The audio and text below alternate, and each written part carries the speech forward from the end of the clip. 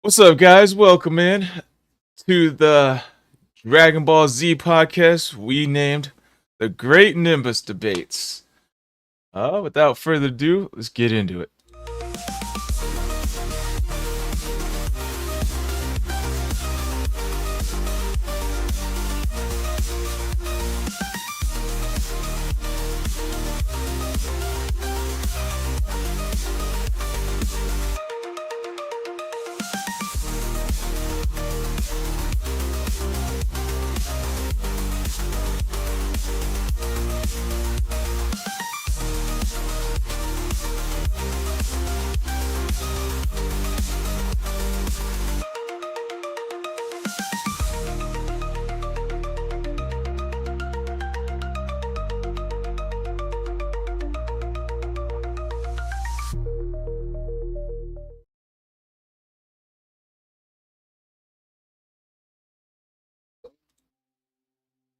All right, guys, welcome back.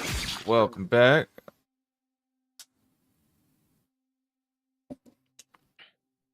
All right, so you guys know the deal. Plug your socials with your name, announcements, and should Krillin take over the Turtle Hermit School for the intro. So I am SquallRush, gaming addict, anime nerd, Dragon Ball Z fanatic, all that good stuff. And yeah, I already know about that Dragon Ball Z fanatic, because who would make a Dragon Ball Z podcast other than a Dragon Ball Z fanatic? Let's see. I got the Linktree / SquallRush. Linktree. I got a backup Linktree for my backup accounts. I forget what to put in for that, but that backup account Linktree is also my main Linktree. So be on the lookout for those. Announcements. I got a new laptop, so I'm gonna be doing some new editing on there. That's why I've been kind of slow to edit videos lately. I only got these like shorts and stuff. But one announcement is my backup account for the podcast guy's first sub the other day, so I'm kind of juiced about that. Let's see. Other than that, no other announcements. The intro question is: should Krillin take over the Turtle Hermit School? I am going to say nah, because not unless Roshi dies, because Roshi he's always drinking that eternal youth water thing, so he doesn't die. Dude's like 180 years old. So once he dies, then or stops drinking it, then okay, yeah. Go ahead, Krillin. Let's see. From my point of view, huh? You said who? What? Go ahead, Crow. Oh yeah. Oh yeah, I meant 7 Ninja. My bad. Nah, just kidding. I'm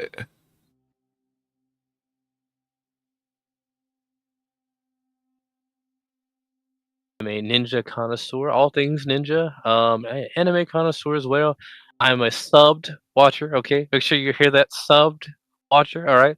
And yeah, I enjoy all anime except for Yaoi or Yuri. Regardless of all of that, should Krillin take over the Turtle Hermit School? I'm gonna say yeah. I think Master Roshi will retire before he will die, so I'd say yeah. And I think he would actually do a better job of refining it because you still got like Master Roshi is still kind of pervy. Like he's still got a pervy, which means he gets easily distracted. I could certainly see 18 assisting in the refinement of the Turtle Hermit School. So, and 18 could be literally a good goalpost for a lot of his students to see. So I could see it. All right, go ahead, Brock Strap. Yeah, Brockstrap55 on YouTube and Rumble. Just do a lot of Pokemon stuff every Thursday. I meet up with a dude and we do a Soul Link. Right now it's on the games, Ruby and Sapphire. And once we're done with that, hopefully we can move on to Diamond and Pearl. But other than that, I also like Dragon Ball Z a lot. So SquallRush is the guy, in case you were wondering. And Krillin taking over. I could see it, but I'm kind of on the same side as Squall here. Roshi, as far as I know, won't die to anything age-related. So as long as he's still around, then yeah, he's gonna keep teaching. I don't know who else he's taught since Krillin and Goku, though. Outside of Yamcha, I guess. Yam who? Yamcha. Never heard of him. Never Yamcha, heard of Tien. it. Didn't Tien do a Yeah. little bit of training too? Tien Yeah, is but- from the train school. So they all have a little bit of Kame, whatever. But Wait, you saying Tien trained with Master Roshi? I think he did a little bit after he decided to walk away from the crane. Yes, he did, and then that was in Dragon Ball. He trained a little bit, but then Roshi told him like, yeah, there's nothing more I can teach you after Demon King Piccolo, so he sent them off to go train with Korn and Kami.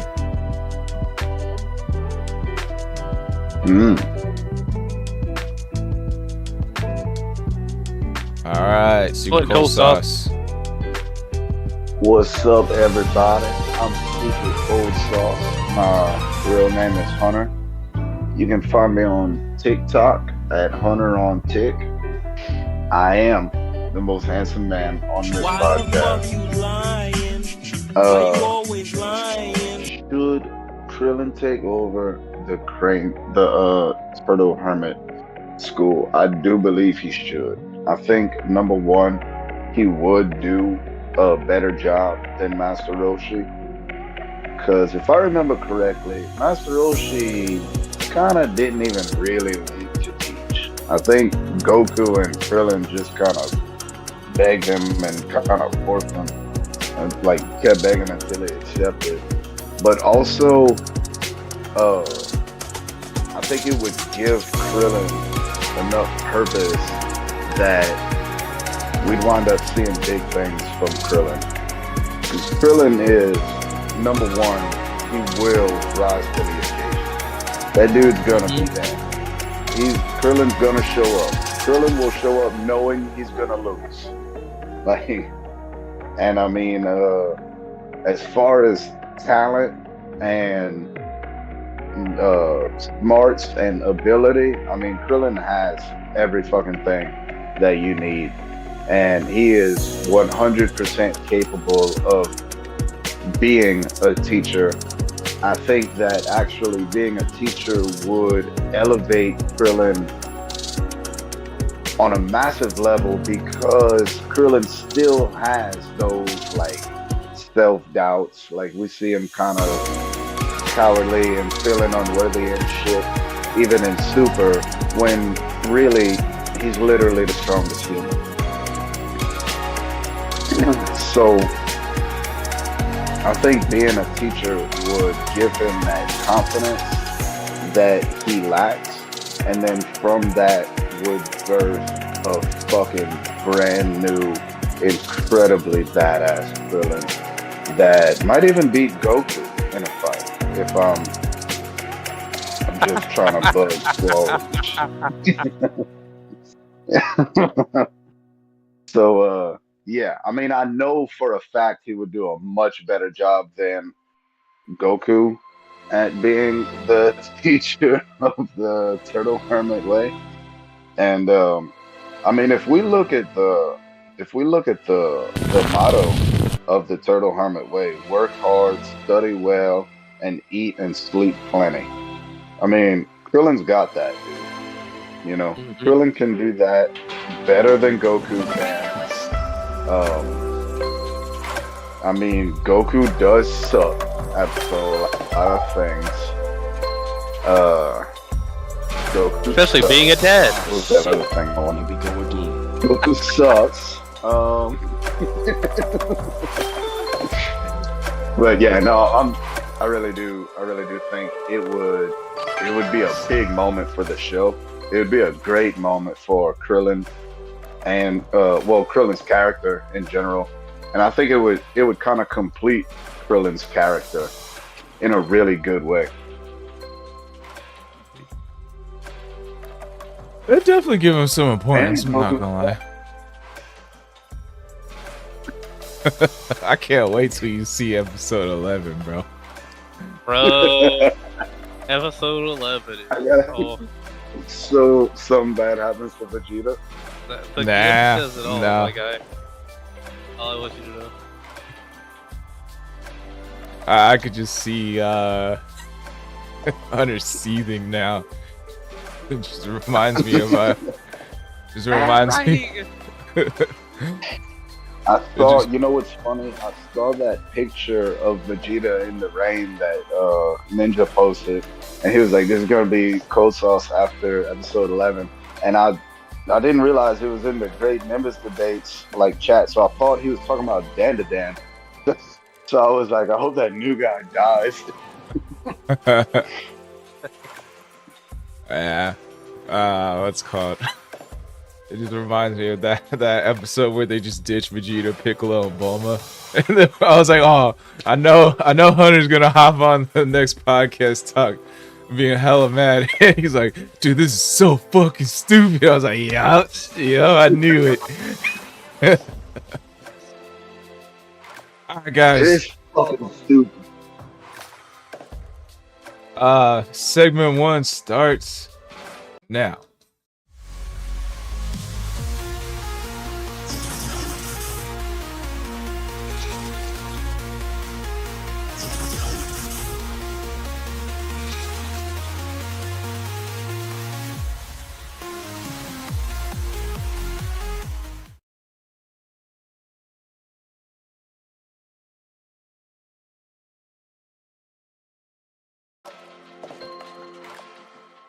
That fucking clip of me and Squall and Brockstrap in the lobby is so perfect. Like Goku's face while Squall was talking, like his eyebrows real low and shit. Nah, nobody can beat Goku, bro. Yeah, I guess that's another announcement. What's up, Big Rich? Welcome in. I just posted a new, not new. It's been a few days now. But the short I posted of me, Brockstrap, and Secret Cold Sauce on Fortnite. That's my new highest video watched. 14,000 views. Pretty shocked at that one. I knew it'd hit like 1,000-ish at least, but I wasn't expecting 14,000. Went semi-viral. Semi-viral. Let's see. Yeah, alright, so this topic is a video I watched on YouTube from Saiyan Scholar. He went deep into it. I've seen his videos. So, who let's debate this. Who would be the best pick for, or who would be the best suited to use the Kaioken? We can go once in a circle. Have you seen this one, Steven Cold Sauce? If you did, me and you will go last. I haven't seen that video. I've only seen a few of his videos. Okay. All right. Amongst Well, two? everybody in Dragon Ball. Who would be the best suited for the Kaioken? Okay. We'll go around in a circle. See you Cold Sauce. Since you went last time, you can go first this time. All right. The best would be the person who has the most longevity. Like the person that can like last the longest, the person that we've seen go through the most in fights and still stand. You know what I'm saying? And we can't say either of the androids because they don't have like muscles to use the Kaioken. I feel like if they can use the Kaioken, they have an infinite Kaioken. They have infinite ki. So They actually don't have ki. Right? Oh, they don't They have just ki, energy. They just have energy. but it's Or infinite infinite. energy. Yes, And what is the Kaioken's energy? That's ki. it's it's like key manipulation to Okay. amplify their power. Oh wait, they can't not have ki. Right. It's in everyone. I mean, They, we've seen. I mean, you could maybe say it's not we've done the seen same them way, but use ki-based techniques, yeah, and they have. they can't not infinite- have it. So technically, if they can do it, they would be the best. They would have an infinite Kaioken. I'll wait. Go ahead, Seven Ninja. Who do I think should have it? Well, if unless they can't, the Cool answer is Krillin, because he lasts the longest out of everybody. I've seen I'd Krillin got show up say and be the Piccolo. first to show up and still be standing at the end of the fight. it's just because he ran away. I'm lying. He does fight sometimes, but he still ran away. And then Dende I'm was gonna there. say, yeah, I'm gonna say Piccolo. Piccolo, it comes to this idea that he can heal himself, like if he has to chop off an arm or whatever he can. And so with that idea, he could handle the, let's say he goes like Kaioken times 20. Like, yeah, it's gonna hurt, but like if he can survive, like still be intact, maybe give him a sense of being, I guess. But if he can still be intact, like he can bring himself back on his own. So I think Piccolo would be best. That's a good point. All right, Brock, who you picking and why? So you guys have both got the wrong answer. Oh? Oh Lord, dude, if you save the I day, think so. Kaioken, right? The reason that he couldn't use it in blue, but couldn't use it in regular Super Saiyan, but could use it in blue, is because the level of ki control that he has would allow Kaioken to work along with it. So amongst all the humans and the Z Warriors, it has been stated, I'm not sure where, and I could be wrong, but I'm pretty sure I'm not. It's been stated amongst the humans that have trained that Yamcha actually has the best ki control. That's why he has that spirit ball thing that he does. And then he can bring it around. So, if ki control equates or equals the output that you can use for Kaioken and master it, I think Yamcha would probably benefit from it the most and have it be the most useful to a single person. All right. Let's see. I kind of want to debate about the Android 17 or the androids first, and Krillin 1. So androids don't have ki; they have like energy or stamina. They don't really have like ki attacks. I think it's more like energy based. Because Saiyan Scholar actually disqualified them completely. And then one thing is like Goku and them, they can't sense ki out of them. If they could, then I guess if they could sense ki out of them, then they would probably like be qualified. But because of that, I don't think like they count. Like they don't really have, since they don't have ki, they can't really learn how to manipulate ki as well. I would argue probably like in Super maybe, because like 18 does have like that the Destructo disc that Krillin uses, and I'm going with that does manipulate ki. But besides that, I don't think it's like anything they do is ki related besides the Destructo disc. Krillin, or actually, I'll stop there. I'll stop there. What do you think on that argument? What do you guys think? I'll start this argument off. You're wrong. For one, Android 17's shield is definitely made of ki, and we have seen plenty ki blast from the androids in the Android saga. One of which was whenever I think it was 17 blew up the clothing store that 18 got those clothes from. Just to name one instance where they used a ki blast. There's no other way to explain that, and that's actually one of the things that I don't like about Sand Scholar is he takes his information from video games instead of like the actual show a lot of times. I would argue that he actually looks at the show and looks up the Daizenshu. The video game would show like that she's using ki when using ki blasts. I could see that being similar to like Android 16's Rocket Punch. It's like energy based, like it uses up battery power or whatever they got in there. Versus the actual ki attacks that we've seen them use multiple times. Yes. I could see if you were talking about 16, because 16 like is a full-on robot. These guys are actual people with like metal parts in them. It's a whole different ballgame. And so on that idea, they have to have ki. I could say maybe like theirs is used differently, or maybe it has a specific frequency that's different than a regular human. I could believe that. But as far as it not being ki at all, that doesn't make sense because they're not robots first. All right. Right. I have pulled up from copilot.microsoft.com, which is Microsoft's AI, I think.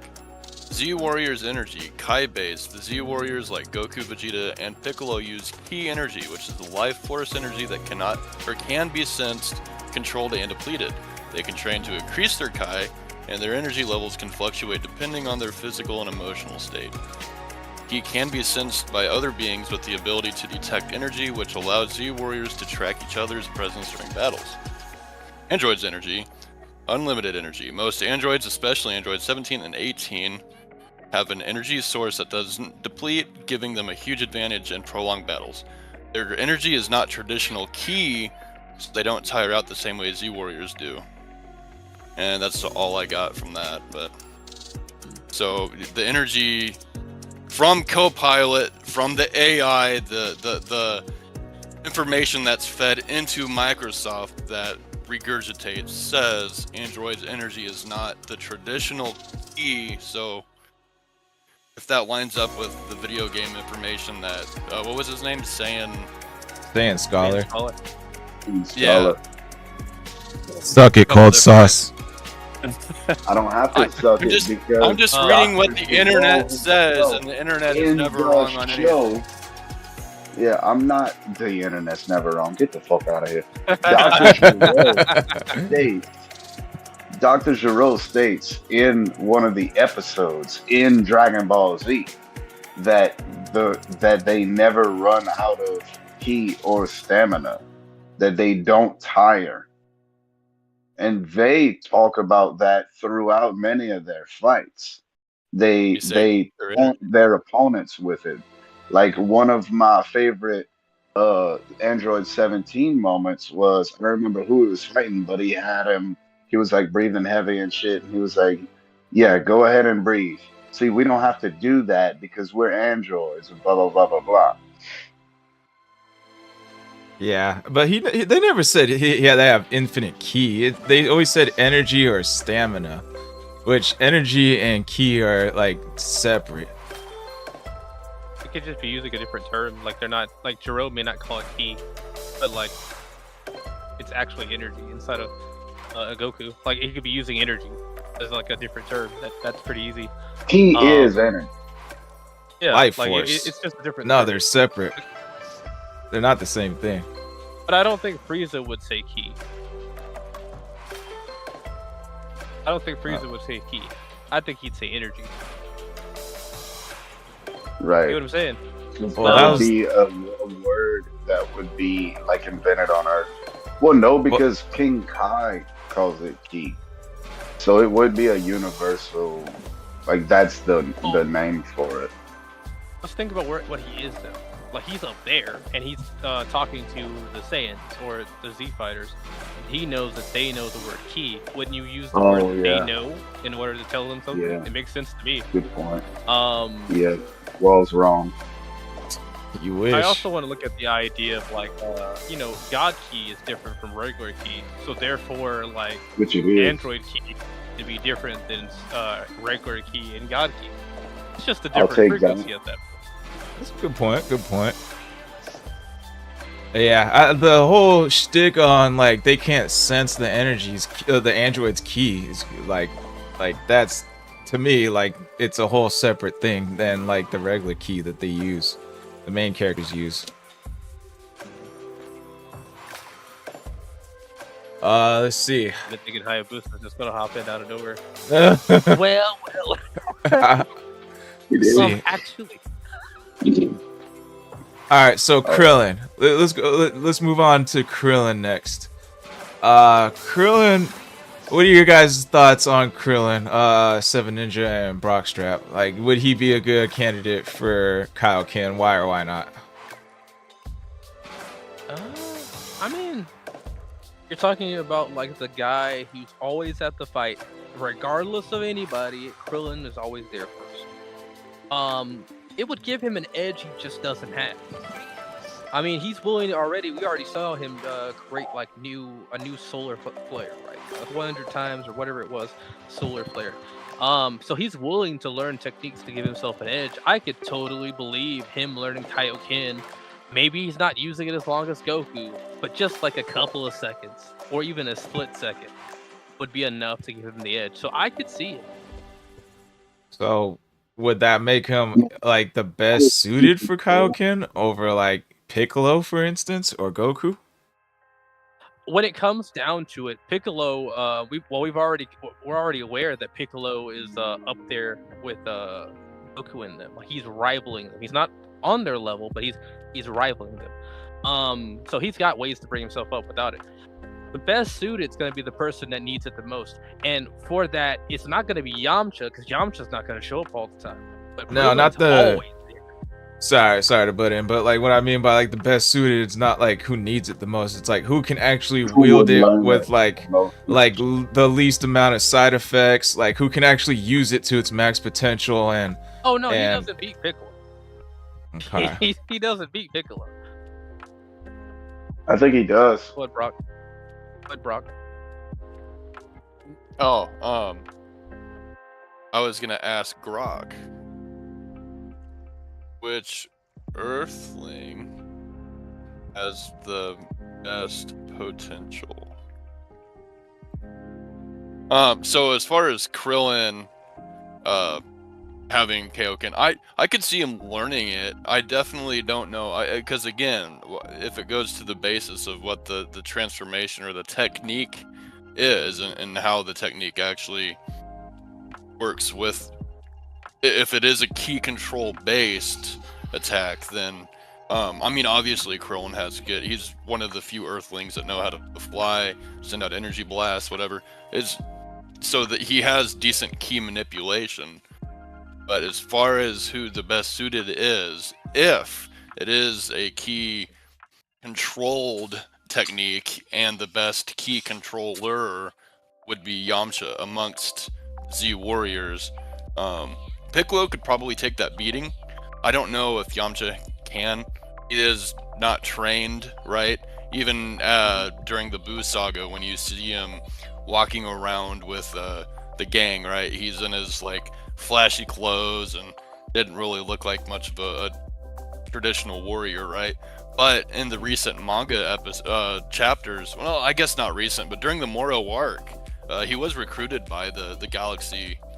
I'm not sure what the police force, Galaxy Police. He was helping them out, and he was fighting again. So like, he still has that fight there, even recently within the main story in the manga. So, did he get it? Well, yeah, I think. Well, compared to the mass majority of citizens, Yamcha certainly is a great fighter. You know, there's literally a handful of people from Earth that can beat him. You know, I think what we see from Yamcha later on in the story, especially after he trained like with King Kai and shit, Yamcha takes on a lot of. He could defeat a lot of the Frieza Force members from the Namek saga. So it doesn't surprise me that he went with the Galactic Patrol.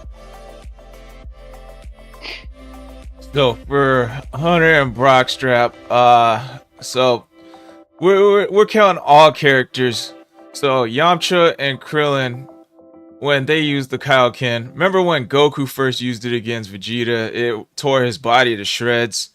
And like after Yamcha came up, after Goku blasted Vegeta away with that awesome ass beam struggle, Yamcha came up, smacked him on the arm, and he screamed in pain. Cause he pushed himself to the limit. And then also he in tournament against Universe 6 against Hit, he whipped out Kaioken times what 20? I don't remember. Or Kaioken times 10 with Super Saiyan Blue, and his ki went all out of whack, and he couldn't instant transmission anywhere. So my question to you guys, picking Yamcha and Krillin, do we really think that like Yamcha and Krillin can push their bodies to the limit like Goku did in those two instances with Kaioken? Well, yeah, because it's not gonna put as much of a push as on their bodies as Goku's did. It's just gonna push relative, like it's their energy that they're using against themselves for the power up. They're not using Goku's energy. You know, if they used Goku's Kaioken, they would die. But they're using their Kaioken.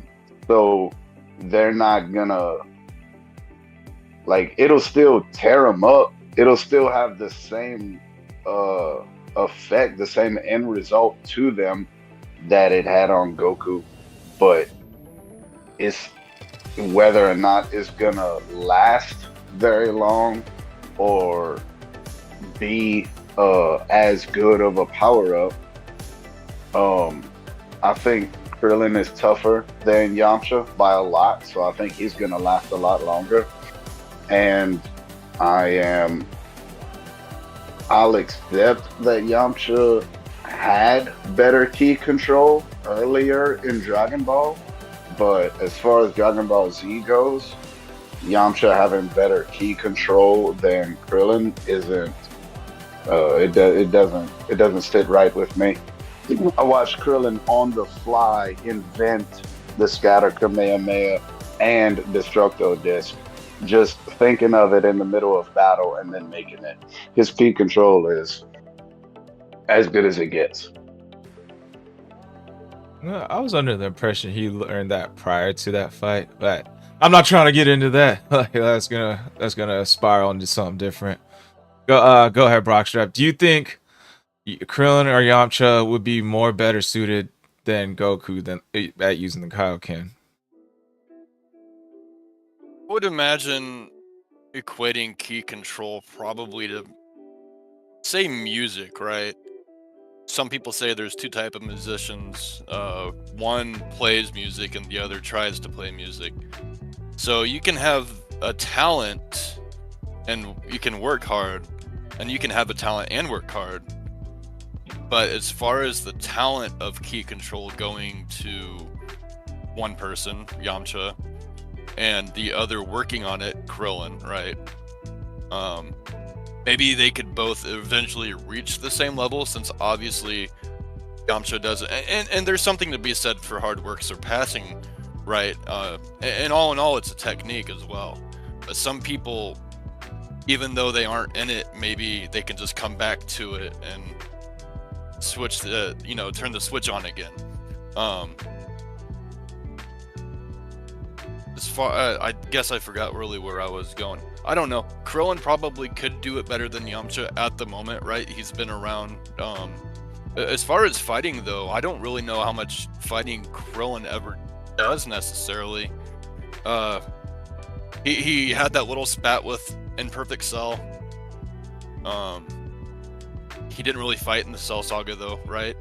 He got his butt whooped by a Cell Jr., as did everybody else. He does police work, I guess, in Super, but no fighting really up until the Tournament of Power. No, that's not true. When Frieza's and forces came to invade, he fought off some of Frieza's forces in the Resurrection F. What was Yamcha doing that fight? Exactly. But that's what I'm saying, though. Like, all this experience that Krillin does have really isn't like a whole lot more than at the end of Z comparative to Yamcha. He tries to fight off Super Buu at the Kami's lookout when Super Buu finally makes his way up there. He's planning on fighting in the tournament, but never gets there, right? He got in plenty fights on Mammoth. I mean, yeah, that's the only like super large amount of experience over Yamcha that he gets within that, but they're all training at the lookout together before the Saiyans come. They're all training together again at some point. And he fought Nappa. Yamcha remember, only he died. does train with 18. He does train with 18. Like, I believe that That's is true. Like, so okay, I mean, there's a lot more. Yeah, okay.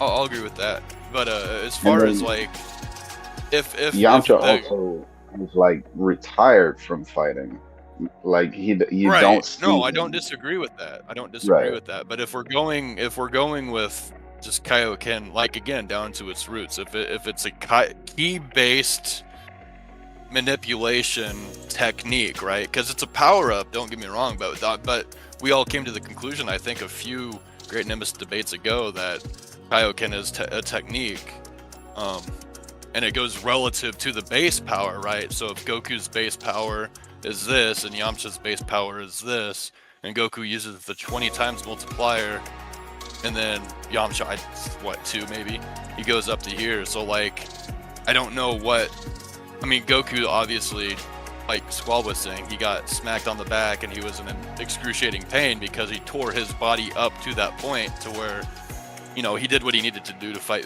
Vegeta. But assuming Yamcha has that better technique for the key control to make the technique not have that kind of drawback, and especially not use it. I can't imagine a time where Yamcha would even be in a fight that Goku and Vegeta wouldn't be part of already, right? To where he would need to exert himself like to that degree. So anyway, they could both do it. I'd imagine maybe Krillin probably would be better at it. Thinking of the training with 18 that I completely forgot about. Oh, I think Yamcha did some training too in Super, where he's now able to defeat some Moro goons. But so far I think Seven Ninjas on the right track here, because when I'm thinking about Kaioken, I'm thinking about like the damage it does to your body, like how far can you push it, can you because like Goku, like King Kai told Goku, like only go past like a double, don't go any higher than a double. He went to triple and tore his body up, and he even went to ×4 in that awesome beam clash. Like, I can't really see Krillin or Yamcha doing something like that, pushing their bodies past their limits. Like it's about like tenacity, mental power. Like I could see Piccolo more doing like this thing because he can regenerate versus like Yamcha and Krillin cannot. So what are your guys' responses to that? Do I need to remind you that Krillin had Frieza's fucking horn through his torso and still got up to fight after? He didn't die He got until healed by Dende. Frieza, like, no. Well, I mean, whatever. Okay, never mind. Then Yeah. we got him by Dende. That's a whole different thing. But Bro, he got that. Still got that I've health seen- regeneration. I've seen Krillin get some beatings, and I've seen Krillin continue to fight through some beatings. He's a trooper. He's a trooper. But he ain't Now- beat big. I mean, if we're going as far as just whose body is the toughest relative to their power, I actually would like to change my answer to Videl, because what Spopovich did to her, Yeah. Eesh. And she stopped wanting to fight.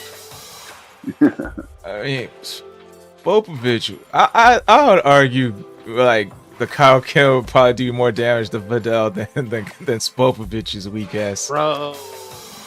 I don't I know, just bro. thought about it. Majin Buu and Kaioken is even better. Holy It's a shit. club. It'd He would be never infinite. worry. He would never tire out. His body Bro. regenerates. What if he was in that state? What if Kaioken was always active for Buu? No, that's just what we saw. Well, that that's would be not cool. true, because that's a Kai magic, and Majin and Kai magic doesn't mix. Yeah, maybe now. Not back then. Nah, I'm messing with you. Okay, MMO. So Yeah, what is? it seems like most of us are choosing Krillin.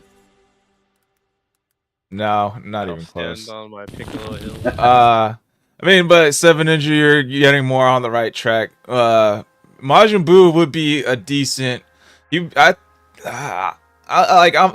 a tie for me between who's better between Majin Buu and Piccolo, because Piccolo does have better ki control than Majin Buu. I'd argue Majin Buu is kind of a noob when it comes to ki control. He just unleashes a shit ton and doesn't really know how to I would question if control Majin that. Buu would even be able to learn it, because whether it's a Kai magic or not, his brain power, he's just not smart enough to do a lot of things. That's a good point too. If he can even learn it, that's also a good point. To be fair though, Majin Buu does have a Kai in him, so that might cancel out the negation. That's also a great point. A Kai what? Oh, we were talking about Kid Buu. He has a Kai in him. Does he absorb the Kai? It was Fat Boo, wasn't it? Yes. Fat Yeah. Boo was the only one. That's why he got fat, was because the Grand Supreme Kai was larger. Mhm. Mm. But it may negate it. Only for him. But then again, I don't think we've seen a Kai besides like Shin and stuff, people like him. I don't think we've seen a Kai. I don't think we've seen a Demon Realm person use Kai energy before besides Shin. All right. Right. I'm wrong. So, let me throw you guys a bone here. There's one more villain we're not looking at that is probably the villain? best suited. Yeah, one more villain that we're looking at is probably the best suited for the Kaioken. You're talking about Frieza. No. No, he's talking about Hercule.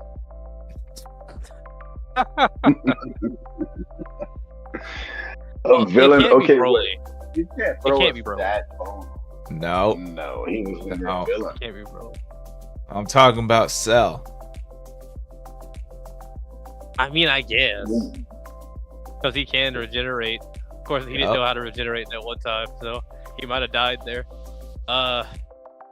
He does. I mean, I would argue that Cell has perfect key manipulation because all of his techniques are done first try. He's never practiced a single technique, and we've seen him use all of them: Solar Flare, Special Beam Cannon, Kamehameha. And then Never practiced once. He's got the Zenkai boosts. He's got Saiyan cells in him. I think maybe even Frieza cell in him. He's got Earthling cells in him. He's got Piccolo cells in him. So like when he exploded, he killed him. I don't want to say that. He offed himself, like when he exploded himself. He instantly regenerated all the way back and got the Zenkai boost. So he can literally tear himself to shreds 10 times over with the Kaioken and regenerate it all back in an instant. And get a Zenkai boost. Cause those Zenkai. He causes those Zenkai. Mm-hmm. Oh man, that'd be tough. That'd be tough. Oh man. Yeah. And, let's not forget, I mean, he did chop off a finger and throw it across the planet right before Gohan disintegrated him. So there is another cell somewhere out there. I hope. I wish. So what are you guys' thoughts to Cell versus Piccolo and Yamcha, Krillin? Brock, we'll start with you. I mean, yeah, obviously I don't know if it's a technique. I mean, he already knows Solar Flare. I mean, all the techniques, technically, all the Z Warriors already had. So what's not to say that he can't? I would Well, argue hold on. Goku used Kaioken against Vegeta, and that's one of the fights that was studied by Giro. I mean, when you're thinking about like muscle memory, like you can forget stuff, like riding a bike. Like you ain't rode a bike. Maybe you haven't rode a bike in years, but like you still remember, like in your body still remembers how to ride a bike. So it's possible that like Cell is remembering that. Now, I don't think we've ever seen Cell do a new attack, but we've seen him do old attacks.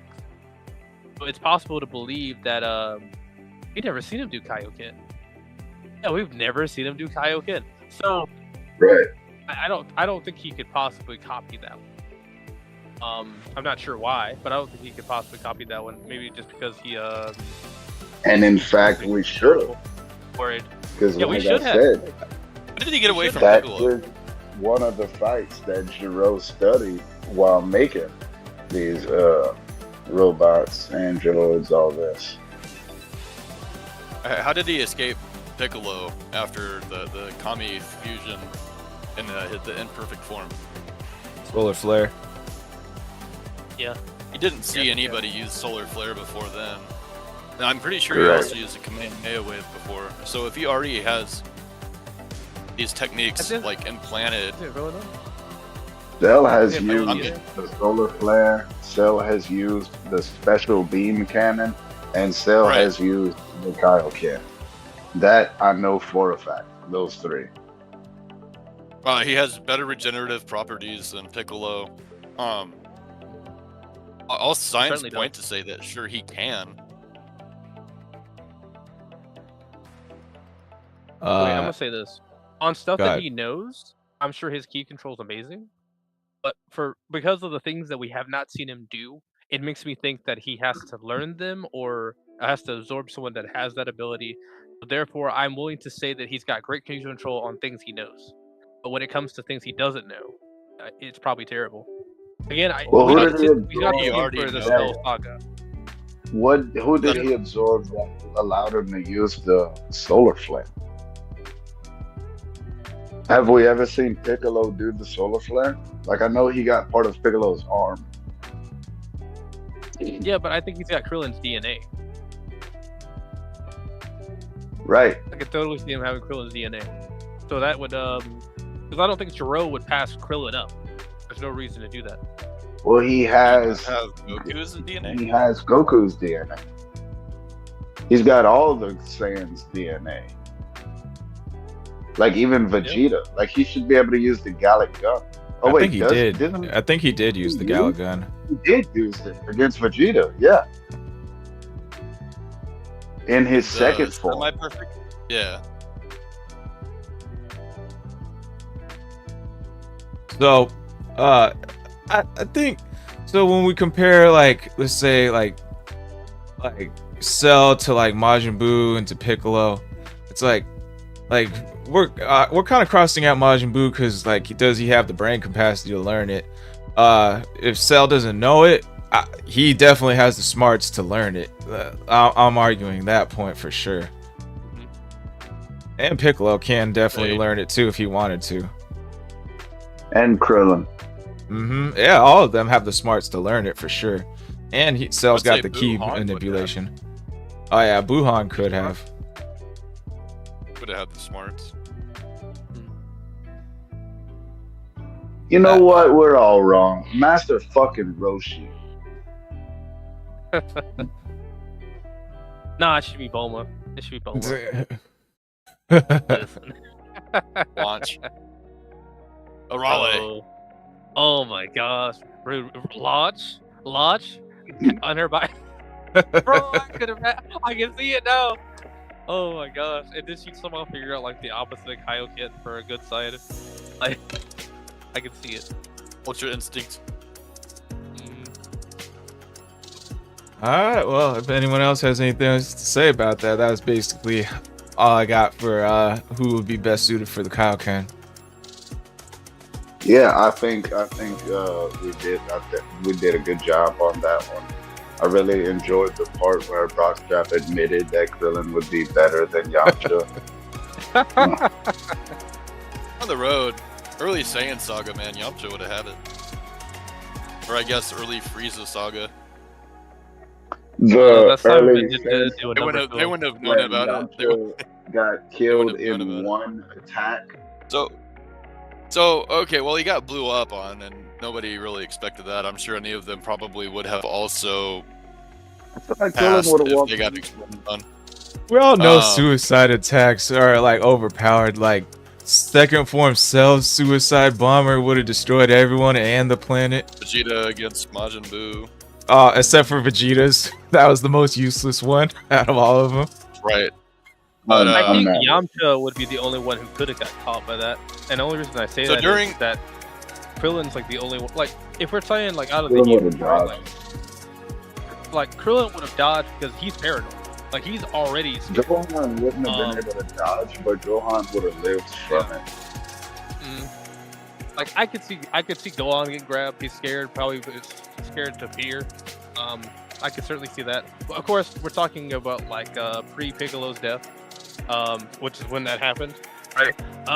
So I could certainly see Gohan getting grabbed, but in the grand scheme of things, I see Piccolo protecting Gohan from that. So that leaves Yamcha, Tien, and all of them, even Chaozu, the trained assassin. I can see all of them except for Yamcha surviving that in some shape or form. That's because he's naive. Nowadays, if he would have that moment back, he would have definitely dodged it or not turn his back to a downed enemy. Why did this Cyberman even do the suicide? That seems like a last-ditch effort move. So, like, did Yamcha just whoop up on him so bad that's why the Cybermen ended up doing that? Well, Cybermen are... They're... Doesn't seem like the first thing I would go to. They don't have, like, minds. They're just, like, basically... They're not even really animals. Like, they are plants, technically. They're literally planted and grown from the ground. But they're just savage, mindless little training partners.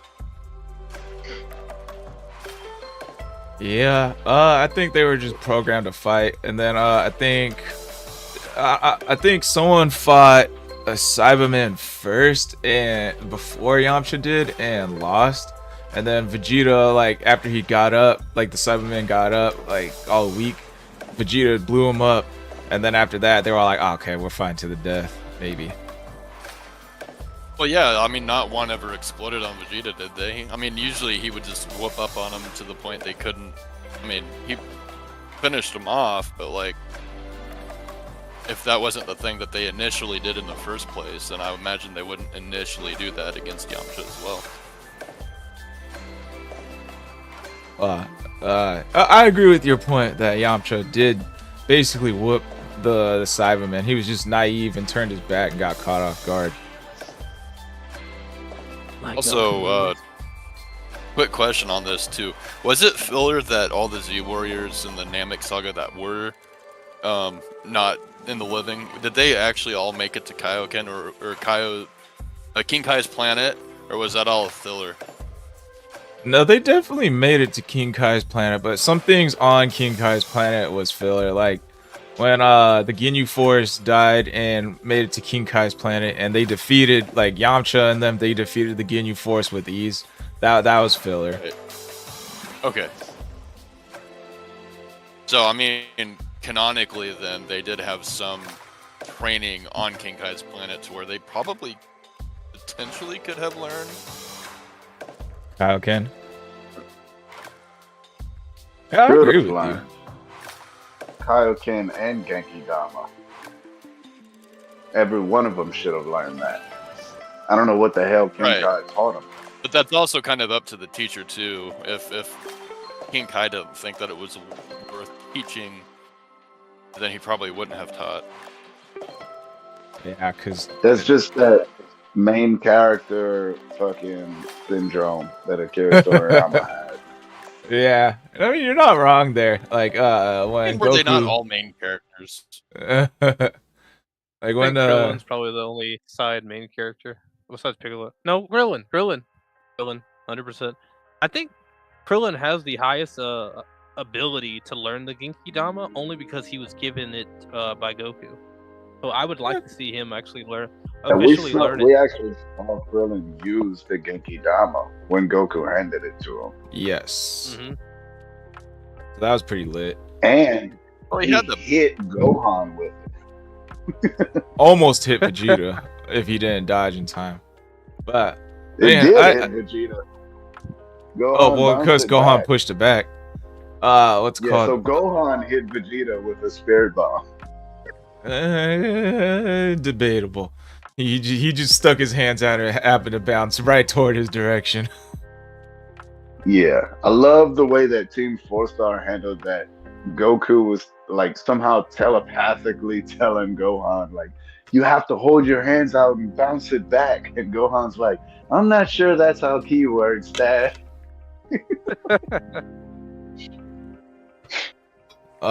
So there's a couple things like I did see a what if scenario of like a manga where Gohan actually died against Cell and it was Goten.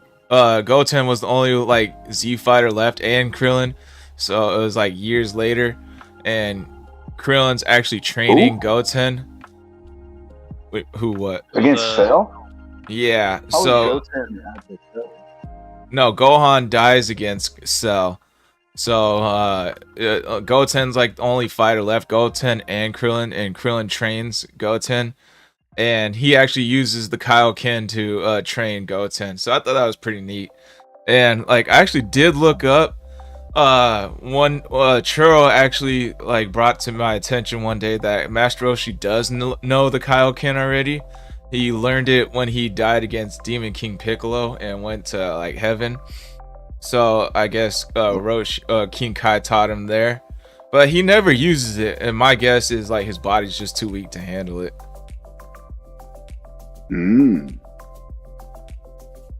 Well. So when are we gonna do Dragon Ball Kakume for the new group? What is that? I forgot about that one, to be honest. It's like a manga. Because like you would love it, Cold Sauce. They give Vegeta his flowers. Really? They give Vegeta his flowers. Oh. Yeah, but it's a manga? It's a handmade, I believe. I'll send you something for it. I'll send you something for it. You're already turning him off. I can't read it. Like I can't read manga. You can't read. I can't read manga because every time I try, like they write them backwards. So like I'm trying to figure out which bubble is like they don't. If they numbered the fucking bubbles, I would be able to read manga. but I can't because they're stupid because they're Japanese. So, Up, right to left, down, right to left. Top panels, right but to left. quick side note, Bottom panel. my cousin Ryan told me this. The Dragon Ball Fighters or maybe Fighter Z, they're no longer gonna get any updates in that game. And so their final like swan song kind of send off update was they just buffed every character, like really powerful. Like, Glorious. Interesting. yeah. Now Goku will be weaker. And say, ooh. So many Gokus in that game is crazy. All right, guys. Segment 2. What do we want to do? Dragon Ball Diamond discussion or your guys' topics? I don't know how much more time you got, Secret Cold Sauce. I haven't gotten the notification saying the battery's low, so I don't know either. Okay. All right. But I so I can get out now if y'all want to go to Daima. it's up to you guys. Like, Why don't If we you don't do mind Cold spoilers Sauce's or not. topic? Huh? Why don't we do Cold Sauce's topic? Alright, Cold first, Sauce. Like, he's got a topic, and then we'll do the anime. well, what's your? What topic? Yeah, You we'll start have with one. you. Wait, what? We'll start you with if you your have one. topic. I'm gonna play the segment 2 video, and then we'll start your topic.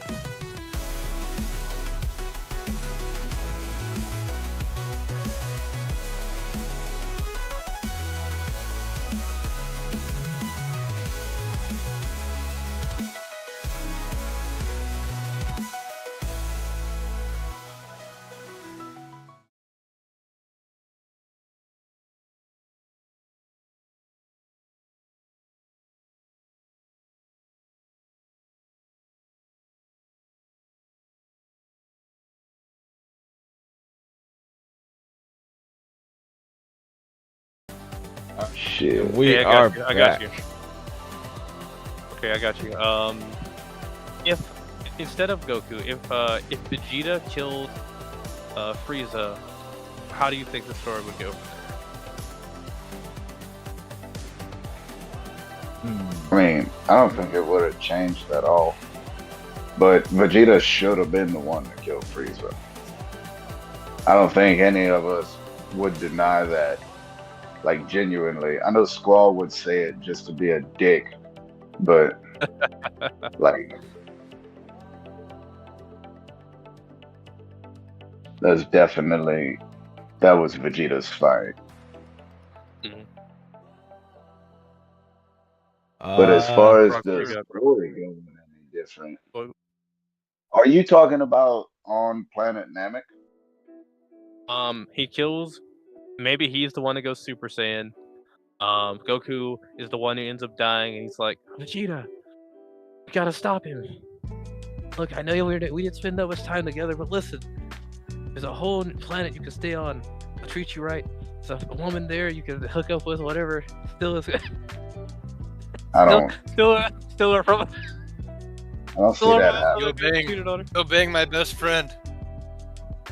You're in such fan fiction territory right now. Like, Hey. Goku has never talked like that.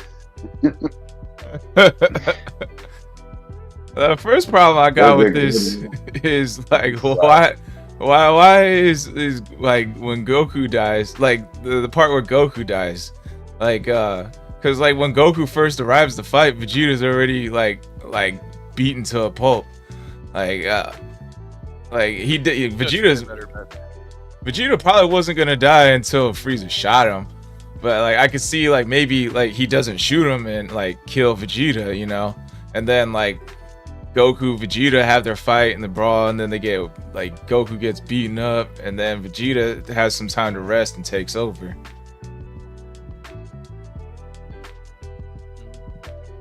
Show him what it truly means to be Super Saiyan. Well, I mean, if Vegeta went Super Saiyan and beat Frieza on Namek, instead of Goku, then Vegeta definitely doesn't come back to Earth. Oh well, actually, maybe he does, because the reason he comes back to Earth was to have that fight with Goku, right? Mhm. And then somehow, when Goku shows up, he doesn't start fighting him. So, I mean, look, I'm not. I don't want to say Bulma gave him that Gart 5000, Says Buns but changes the man. Has anybody seen Dragon Ball's P or Dragon's Ball P? I don't know. It's a funny little fan made yeah, Dragon, YouTube video. yeah, the little I think it was flash 2 of them. animation, Yeah, Oni G, right? right? was the creator. All the way back from Newgrounds, that old website. So you're making me feel old again. I'm not even that old. Well, I think I've seen it. Ninja 27. 27. Oni NG. Bro. I'm a right now I am 500. Oh wait, Tomorrow he's I the will youngest person in the podcast. Tomorrow I will be 16, and then the day after that I will be 34. The fuck? 24. What? What the fuck? This is Tomorrow you'll be 16, but the day after you'll be 34. Yeah. Some 7 Ninja randomness that he be sending in your DMs. See cold sauce with the Dude, random yeah. caps. It's So 3 we're all o'clock about the in same the age morning, then. he's screaming at us in all caps. Like, Listen, bro. He set it up. Had to get the alley. I turned 34 about a month ago. Hey, happy belated, broski. I just 34. I just turned 27 like 3 years ago. ago. Called it. Yeah. Yeah. No, I brother will be did that. turning 30 in a few days. I'm so on December 28th is my birthday. Oh, that's so right. and I'll be turning 30. You got the You same also read birthday. If y'all aren't doing anything, I would like to stream Fortnite during my birthday. I'm Which day is good. Fuck you, bro. Mm. Brockstrap, will you which show day? up? It'd Which have day to was be that around again? like The 28th. That is a Saturday. I could mean, probably yeah, do it around the usual times. If I'm not Should doing be any good to Christmas go. stuff with family, then yeah, I'm good. What up? It's on a Saturday? Yep. Or you can be Today's drunk. the I probably won't even play with you because you can be drunk. Or messing I with that can other I can stuff. play. I can play while You'll be drunk. blackout drunk. You'll be blackout drunk. Saturday too? I will. I do have a lot of alcohol. Mm-hmm. Your house. We We should Ah. do. You know what? Hungry dude. We should turn me being drunk as like part of the thing. Like we could go do those parkour things that you find on Fortnite. My kid loves doing those. Okay. Obese. Sounds like a fun plan. Yeah, we'll get together on that Saturday. Run some drunk Fortnite, Bro. drunk night. Hell yeah! Cool stuff. On every death, he's gonna be. Bro, listen. It's gonna be like after like level 25. He finds this one location he can't make it past because it's too small. He's gonna get drunk every time he's gonna drink every time he dies. It's over. Oh god. He's gonna Oh, die of alcohol dude. poisoning. I He's do. cooked. Yeah, I can. I'll get a shot glass. I have a bottle of Crown Apple in my freezer. I have a bottle of Malibu. I have a bottle of margarita juice, and I have a little bit of tequila left. So, yeah, I can do a shot for every death. Until death. be alright. Might not Survive using might Dragon not Ball. make it to 31. Yeah. We'll send Logan on a mission to go find the Dragon Balls. We'll start him off right now. Alright, so back to the matter at hand. How different would the story be? The only difference I'm thinking would be what happens, like, because I think the whole androids coming back. Ooh, looks good. I'm thinking the whole android thing would still be the same, but it's more of like, would Trunks still appear to defeat Frieza? Like, what would happen with that whole, like Goku getting back? You know, like, would he spend like a year or 3 years or however long he spent on Yardrat to learn instant transmission? Like, would Vegeta be the one that took forever to get back to Earth? Like, if he didn't, Vegeta wouldn't. Would he even go back to? yeah, and then like, so it would be Goku back on Earth. Would he like still fight Frieza? Like, how it maybe that's how he unlocks Super Saiyan and defeats Frieza the second time. Frieza Mega wouldn't have Frieza. came back. If Vegeta would have been the one to kill Frieza, there is no Frieza coming back. Let's be very clear on that. Vegeta would have really killed Frieza. Vegeta wouldn't have half-assed killed Frieza. Vegeta would have killed Frieza. I think Goku tried his best. He hit him with the angry Kamehameha. That was not a regular ki blast. That was a pretty strong ki blast he used. Yeah, that retaliation at the end. Oh, he was gonna let Frieza go, and then he did the whole "you fool" and then shot backward. He did. That was a one-handed ki blast. That wasn't no Kamehameha or nothing like that. No, that's not a regular ki blast. Go I look think it it up. was a. They turned that into in the games. Yeah, that's exactly what that move is referred to. They turned that into an ultimate move in Sparking Zero. That one-handed ki blast. They call it the angry Kamehameha. Even Oh my in God. games before that, Is it as was strong as referred the to final the fail? angry. The final fail. It's stronger than that weak-ass move. Final Ninja. fail. You got one more fucking joke like that before I jump through these Bluetooth headphones. Fuck you up. Do you think it's stronger than the final fail 7 Ninja?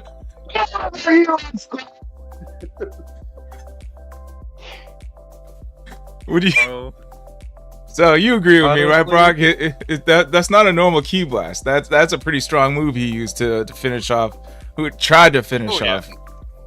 No, I mean it had the resistance. It had resistance against what Frieza was already sending, but it looked like it went into the blast, and it was like pretty much a straight to Frieza. Hold on. I mean, Wait a minute. Wait a minute, guys. Hold on. We're forgetting something. Frieza was beaten. It was yellow. He was beaten. He already chopped himself in half. It was already chopped in half. Goku gave him energy. He was beaten. Okay. And Goku's he used not that gonna overdo on that attack against Goku. So it's not like you know, can't imagine Vegeta would give him energy. Once he shot that attack, all that energy Goku gave him was in that attack. And so he's, you know, back to the form he was in before Goku gave him that energy. So it didn't have to be no strong attack. It didn't have to be no Kamehameha to kill him. But the question right now is, would Frieza have been put back together and come back to Earth if Vegeta would have been the one to kill him? And the answer is no. Vegeta wouldn't have left any remnants of that dude. I actually can see Vegeta breaking him down piece by piece, like he did Vegeta at the end of before he killed him. I actually see Vegeta breaking Frieza down, and that would be to a point where you know, after he's killed him physically, he's just gonna erase him. Yeah, like Trunks did. Mm. Except Vegeta would have took his good, sweet, methodical time on it. The amount of like the difference in power that Super Saiyan Goku had versus Frieza, like he was just straight up fucking. He was like Tearing an him to adult against a shreds. child. Yep. Yeah, it was amazing. It's like me against Squall.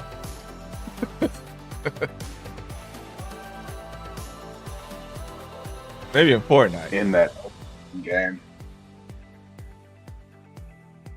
Squall being Goku in that situation. Hmm. I just got my oldest that Ninja Batman looking skin for him to use. I now. saw it. It looks kind of cool. He's a but I will Batman never fan, wear it. and he always wants to get on my profile because I have all these other player models to play as. But I'm trying to get his account built up so you know, kind of give him his own thing. Just let him play your So I profile. think Didn't you join me? getting didn't you back join- on the story changing. Oh no, that was Vegeta- Jensen. Gotcha. Keep in mind Vegeta that when. coming Go ahead, sorry. after beating Frieza, having Super Saiyan, he would come back to Earth still wanting to get that victory over Goku. Because I mean, that was a stain on his pride. That was a personal thing for Vegeta. So coming back with Super Saiyan, I mean, Goku would have had to die for that to have been the case. Goku would have been in that fight unless he literally couldn't. So Goku would have had to been wished back with the Dragon Balls. So the Dragon Balls were just used days before on Earth. So it would have been over a year regardless for Vegeta to be able to get that victory against Goku. So, you know, if he comes back before Goku comes back, then we have the chance for him to meet Bulma and possibly make future Trunks, like we know. If it takes longer than a year for Goku to be relevant, I mean, we know he's gonna go train with King Kai. I feel like King Kai would know that Vegeta would still want that victory and train Goku specifically for that. And would Goku be able to teach himself the Super Saiyan on King Kai's planet? I don't know. I think he would have to rely on Kaioken, and that would be like a Kaioken times 20 versus Super Saiyan battle. I don't think Goku dies against Frieza. I think he lives. It's just more of the question, because say if he does die, right? Goku does die, and Vegeta rips Frieza to shreds, which I agree. How would what's it called? Because then how would the whole they wish everybody back from Namek to Earth? They wish the Namekians back. Like, I don't know how that would play out if Vegeta was the one to take over and Goku dies, because Goku was the one who like chimed in on King Kai's little like telepathic talk to Guru and like told him, nah, bring everyone back but me and stuff. So like I think Vegeta would probably just end Frieza before he even transforms into 100% Super Saiyan. He wouldn't let him do that, and then so that wouldn't give them enough time to bring everybody back on Namek and transport them all back to Earth for them to wish everyone who's died at least once back to life. So if Goku dies, they don't have enough time to bring the Namekian Dragon Balls to Earth, do the transfer to like from Guru to one of the other Namekians, and wish Goku back to life. Wait, they didn't bring the Namekian balls back to Earth. Mm-hmm. Yeah, I thought they did.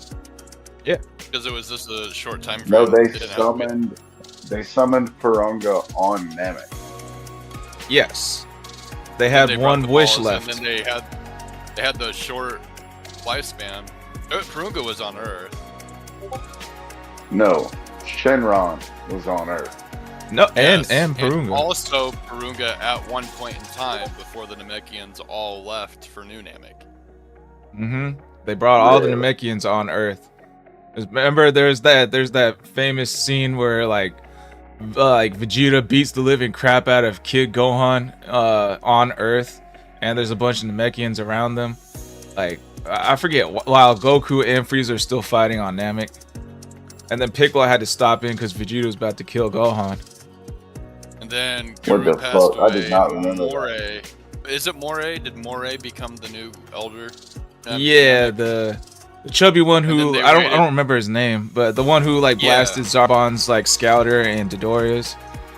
Pretty sure it was Hmm. Moray. And then he, like, I don't know if he just kept what Guru's balls were, or if he made his own new ones. But yeah, they had that shortened time frame because Purunga doesn't take a whole year like Shenron does. Then they all stayed at Capsule Corp for like what, 3 months or 6 months or something. Mm-hmm. Yeah. That's how they But were yeah, able at to. one- Oh god. Well, at one point, yeah, actually- both Shenron and Purunga were both on Earth for a very short amount of time. So Yeah, one make us thing I all want to up. point out is in Super we learned that Sorbet takes over what was left of the Frieza Force. But if we're talking about Vegeta being the one that goes Super Saiyan and killing Frieza, Vegeta was part of the Frieza Force. So Vegeta would just take over the Frieza Force and I just could see be it the happening. next evil emperor, like galactic emperor. Like, so then Vegeta's next fight would be King Cold. Yeah, Ah. potentially. I would, yeah, I could see that going two ways. Like one your way, two, like let's say, like Goku's still alive. They retreat back to Earth. Vegeta needs to go back to Earth to go get his fight back with Goku. King Cold shows up, like coming for revenge from Vegeta for killing Frieza. And then that's when Goku steps in, like, all right, let me get this fight back. Like, let me. And then this is when he defeats King Cold by unlocking Super Saiyan here. And then that kind of like gets the story back on track with the whole Android saga and everything. Why would I must have Goku my revenge on show up Kakarot. against Goku? I mean, why would King Cold show up against Goku? I said Vegeta. Yeah, Vegeta. He would get So you're revenge on saying- Vegeta. But Goku King Cold You're didn't steps wanna in. know saying what happened to while Frieza. Vegeta, you're saying while Vegeta and Goku's fighting, King Cold would show up and Goku would say, "Let me fight King Cold." No, I'm saying Vegeta shows up to Earth to get his fight back with Goku, but so does King Cold, almost simultaneously. So then, instead of like Goku tells Vegeta, "Let's put our little fight that we're about to get into on hold. Let me deal with King Cold real quick," and then that's where he unlocks Super Saiyan to defeat King Cold. When How would I King don't Cold think know to King go to Cold Earth also without go there. Frieza? Hold on. Yeah. One at a time. Brockstrap, Seven Ninja, then Hunter. Oh, sorry. Yeah, well, I think Ninja and I were saying the same thing. How would King Cold without Frieza know to go to Earth to find Vegeta there? Well, how did they know I to mean, find him? GPS. how'd they know the first time? It's not Yeah. like Frieza's ever. Well, I mean, Raditz got sent there, but I mean, the problem would be is Vegeta wouldn't call home Earth at that point. So like, if King Cold was specifically going after Vegeta, I mean, I guess they would have some tracking on the scouters or on the ships, maybe. Well, and it would be like Vegeta would have taken over the Frieza Force. Like that was, I mean, he was even when Frieza offered it in Resurrection F, when he was like, "I'll make you second in command" or whatever. Vegeta was like, "Now I might actually regret this." So like, of course, Vegeta would want to take over the Frieza Force after killing Frieza. Especially at that time, yeah, he wasn't even tied up with Bulma or anything. Exactly. Right. So he would just take a Frieza Force ship and some men, to Earth, and then King Cold would easily be able to find Earth in that way. I mean, there would be people who would be more loyal to King Cold than to Vegeta. That would be Right, part but of the Frieza Force. Or would King Vegeta Cold Force. be able to get to Earth like that quickly? Because he wouldn't even know about Earth until Vegeta landed there. How vast Well, is he this would universe? just. Well, I mean, look, it could be a simple case of Vegeta saying, hey, you, and you, we're all taking this ship to this place. And then someone who overheard that, who's loyal to King Cold, just says, hey, Vegeta's on this ship going somewhere for a fight. And Right. King Cold would be, come with me, we're following it. So King Cold could be right behind him the whole time. I'm just trying to get technical on this because in the Saiyan pods, it took Vegeta and Nappa a whole entire year to get from wherever they were. I'd imagine like a whole mothership might be a bit faster, but like depending on where they were relative to where King, I mean, it took a whole year for them to travel all the way to Earth. So I guess I wouldn't know the distance, but assuming that would be, or even if you half that time, it would be a half a year before theoretically King Cold could even get there. So I doubt that's how long Goku and Vegeta's fight would last.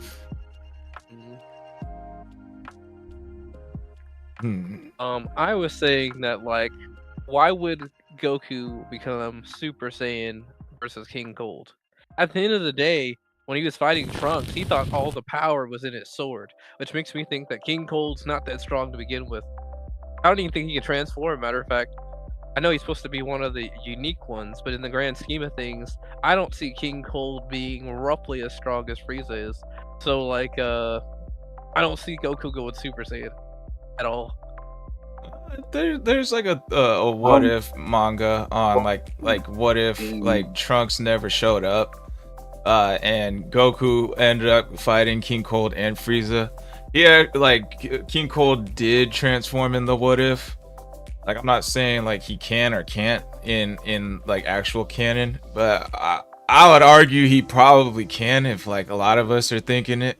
He's already in his second form state, like nonstop. Like, what's to say he can't go higher? Well, my thing is, in Resurrection F, Sorbet, when he finds out that he gets 2 wishes, one of his ideas is, we could bring back King Cold, then we'd really be unstoppable, which kind of seems to refer to King Cold as stronger than Frieza was. I don't know about that one. I think he could be powerful. I'm willing to give him that he could be powerful, but I would never go as far as to say he's the strongest Frieza. Frieza is an outright menace compared to him. Although he didn't have enough time, I'll give you that. He didn't have enough time on screen. Trunks did not treat him as an actual threat. Not even a little bit. Who? Like, Trunks did not treat King Cold Well, like he was an Frieza actual wasn't. He gave more Frieza effort wasn't to a Frieza. threat either. Wait, hey, Yeah, hang but on. Frieza Let's Seven was Ninja more. go first, real quick. Go ahead, Seven When Ninja. I think about how he destroys Frieza, he sees this dude so much of a threat that he goes and literally blitzes him.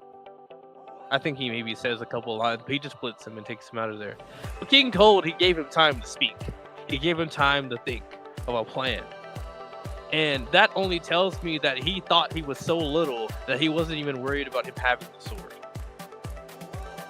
That whole interaction with that sword clearly tells me that King Cold is not even worthy of me, relative to Frieza. Hunter, and I'll go next. I mean, I see your point, but like King Cold thinking that the sword was the reason that Trunks was so strong, so he tried to get the sword. that was a terrible plan. I think that that might actually be part of why that fight was so quick, but I would say that Trunks, as far as the amount of effort he put into defeating King Cold versus defeating Frieza, I would say was no difference. It was about the same amount of effort. He did it with great ease on either one of them. Now, was Frieza weaker or stronger or equal to Frieza now that he has these robotic parts? We don't know. So I think that has like a big thing to do with it. I think if this was a much weaker version of Frieza, then if he's now with these robotic parts equal to King Cold, because that what I'm going off of is the amount of effort that Trunks put into both of these fights seems equal to me. So then I'm thinking King Cold and robotic part Frieza is of equal power. So whether or not King Cold was stronger than Frieza without the robotic parts or not, it's still, we know for a fact King Cold is still stronger than everyone but Frieza, if not Frieza, because it was King Cold's empire before it was the Frieza empire. So, or Frieza Force, or whatever you want to call it.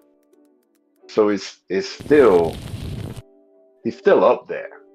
It's not Super Saiyan level, but he's above whatever.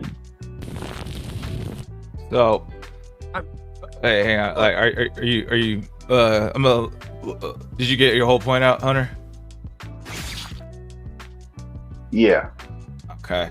So, I kind of had this thing like Trunks. He's all about his business, bro. Like he ain't the type like Goku. Like, go ahead, bro.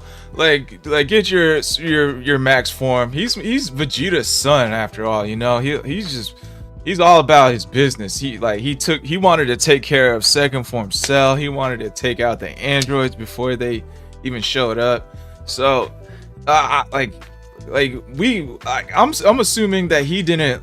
He's taking out King Cold before he can even like achieve anything higher than his second form. And like on the another note, like King Cold was he was naive. He couldn't sense ki. He didn't know what a Super Saiyan was. He didn't even know who Goku was, and that's the whole reason why they were even on Earth. Like I remember like when they said Goku, he was like, "What's a Goku?" Like King Cold doesn't like he's pretty naive when it comes to Saiyan abilities. And like they even like used the scouter to sense Trunks' power when he first arrived. He's like, "Oh, power level 5, get out of here, bro." Like he doesn't like just cause like his whole thing about the sword. I don't think that's a very good argument. It's just he was naive to like what the Super Saiyan is and what the sword is and stuff like that. So he didn't go his full power against Trunks. And then Trunks, being the man who he is, he just took him out like no questions asked before he can get any further. I don't know about that one. I think Cold Sauce, you brought up Sorbet. Sorbet, maybe he is a tactical genius to some degree, but he's not a fighter, right? And what I mean by that is that like he's thinking like, oh, but back in the day, Frieza was super powerful, and Cold is super powerful. But we're talking about back in the day with Dragon Ball Z versus like Super, where they're out here fighting gods and stuff like that, or godlike beings. Like those are entirely two different situations. So yeah, if I'm a person that remembers, oh, back in the day, my leader was this powerful, I'm gonna say like, oh, well, Cold's gonna be super powerful. But I don't think I would ever go as far as to say that Cold is the strongest Frieza. I'll never say that, and the only reason is that he here's the thing.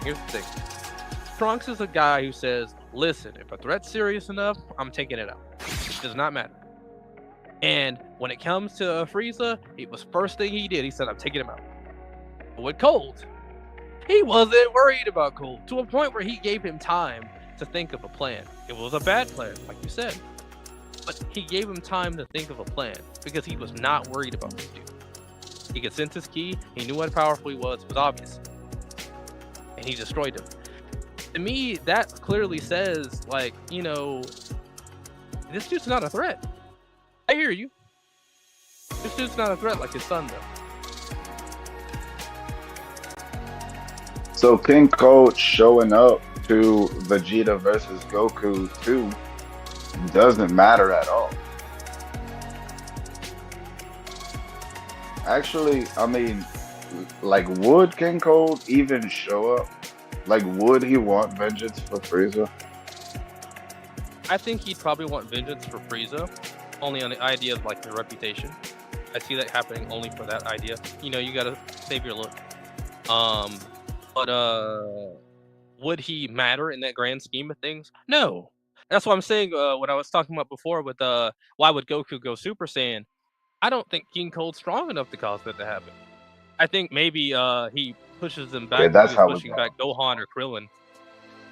If you're talking about Gohan or Krillin or Piccolo on that, like, the second stage, I can see something there maybe. But as far as like, I would argue What? that Vegeta, Super Saiyan Vegeta, definitely would push Goku to achieving Super Saiyan, and not only that, but it would be easier for Goku to be pushed to Super Saiyan by Super Saiyan Vegeta because he would be able to see that technique being used. That, like we know one thing about Goku, he sees the Kamehameha for the first time and then does it. Like when he can see a technique, he can pretty much get it down pat. So yeah, Goku, that would have been where Goku would have became Super Saiyan. And I think it would have happened very quickly. Not a bad argument. I see where you're coming from. Go ahead, go. Don't let me skip you. You were about to say something. Yeah, I mean, I was still kind of going back to the whole King Cold thing. Like, the whole, like, you know, there's that Cooler's Revenge non-canon movie. There's the what if scenario of, like, what happened when Trunks didn't arrive. King Cold went to a different form. Like, Cooler went to a different form. He's already in his final form, but has a form above what Frieza had. Like, a lot of these things point toward, even though they're not, like, canon, a lot of these things seem to be in everyone's minds that, like, Frieza, Cooler, King Cold can transform into higher states. It's kind of like almost a given, even though we haven't seen it. So that's just my gripe with it. It's just like, I'm assuming he can go into higher forms.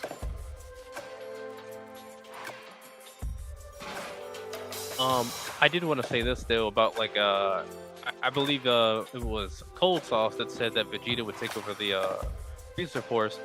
I don't know if he would outright do that. As far as what I'm thinking about right now, I think Vegeta might have just went and destroyed it. I think he'd go on a solo mission. He knows where everything is. Why not just destroy it? Now maybe he builds his own force at the end of the day. I could see something like that. But, like, I think he wants to wipe out Frieza's legacy. I could totally see him trying to destroy everything that Frieza ever created because he hates him so much. You know, he lost planet Vegeta, right? So he's gonna want to take it all out. And then he's like, there's a Saiyan still alive. Maybe I go, you know, because I'm still the prince of all Saiyans. Maybe I go rule over my last subject. And he knows there's hybrids and stuff like that. So he's like, I'm gonna do something with that. But, like, when it comes down to it, his hatred for Frieza is so strong, I could totally believe him destroying everything that is Frieza related. I can see that as well. I can. But I also still would lean more towards him taking it over because the hatred for Frieza, because he blew up planet Vegeta, yeah, it's there and it's a lot. And he kills Frieza after going Super Saiyan in this scenario. But also, he grew up in the Frieza Force. Right? Like he was like 8 years old when him and Nappa and Raditz became part of the Freezer Force. So I mean that is, I don't want to sound sentimental while talking about Vegeta, but that's the only home that he knows. Right. You know? All right, go So, ahead, bro. I Oh, mean, sorry. yeah. Oh no, that's about I hear you. everything. I got My you. whole point. No, basically I agree with Hunter on that point. Like, if that's all you knew, and also, why did Frieza even take over the Saiyans in the first place? Like, why did he utilize them? They were a race that was already fighting, already conquering, so that's why they were basically. I don't know how to say it necessarily, but Frieza took over them, right? Like he went there and well, I guess King Cold initially took them over, and then Frieza eventually got the throne. But if they were already a race that was doing that, then yeah, I wouldn't see Vegeta like changing the status quo necessarily. If he were to take over, I can't see anything that would make him think like, oh, hey, we've been doing everything wrong for the past forever, right? Like, so yeah, taking over the Frieza Force, I think would be probably something. What's the difference between just taking over something or like tearing it all down because of the amount of hatred you have toward one person, right? Like Frieza was One the person end you goal, already killed. not like the Frieza Force. So like if he had already beaten Frieza, then there wouldn't be any reason. I can't think he would be blinded, right, by hatred to just blow everything up with no consequence. Right. I do think it wouldn't have to be a rage-fueled action for Vegeta to destroy what's left of the Freezer Force. I think that would just literally be fun for that version of Vegeta. I mean, do we remember But he would how just shoot fucking himself in the evil that foot. dude was? Yeah. All right, go ahead. Say that Seven. again? Well, I said it could be a fun thing for him to do, but he would basically just like shoot himself in the foot. Lord Beerus! You saw that? Yeah, I have It's, social stream up. What's up, Lord Beerus? It's a Dragon Ball Z podcast. We're debating what happened if Vegeta defeated Frieza instead of Goku on Namek. Alright, Seven Ninja, I think you had something. Cold sauce getting sentimental? What is this? This is Groundhog Day. What is this? Especially while talking about Vegeta. Bro, what is happening? Is it April? Is it April 1st? Inshui. That's all I got to say. Alright, so let's get into the top of the hour. Let's kind of wrap this one up because I want to get some Dragon Ball Diamond discussion in. Alright, so when it comes to this, like, what if Vegeta defeated Frieza? Let's kind of skip ahead, like, to the rest of the Dragon Ball, like the Android saga. What's gonna happen there? We'll go around in a circle. Hunter, you can go first. Well, I mean, the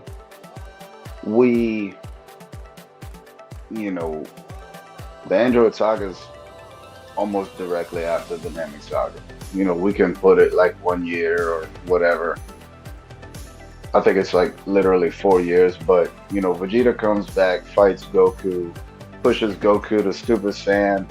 Let's say it ends in another draw and Vegeta fucking falls in love with Bulma anyway, because why would Vegeta still be here during the Android saga?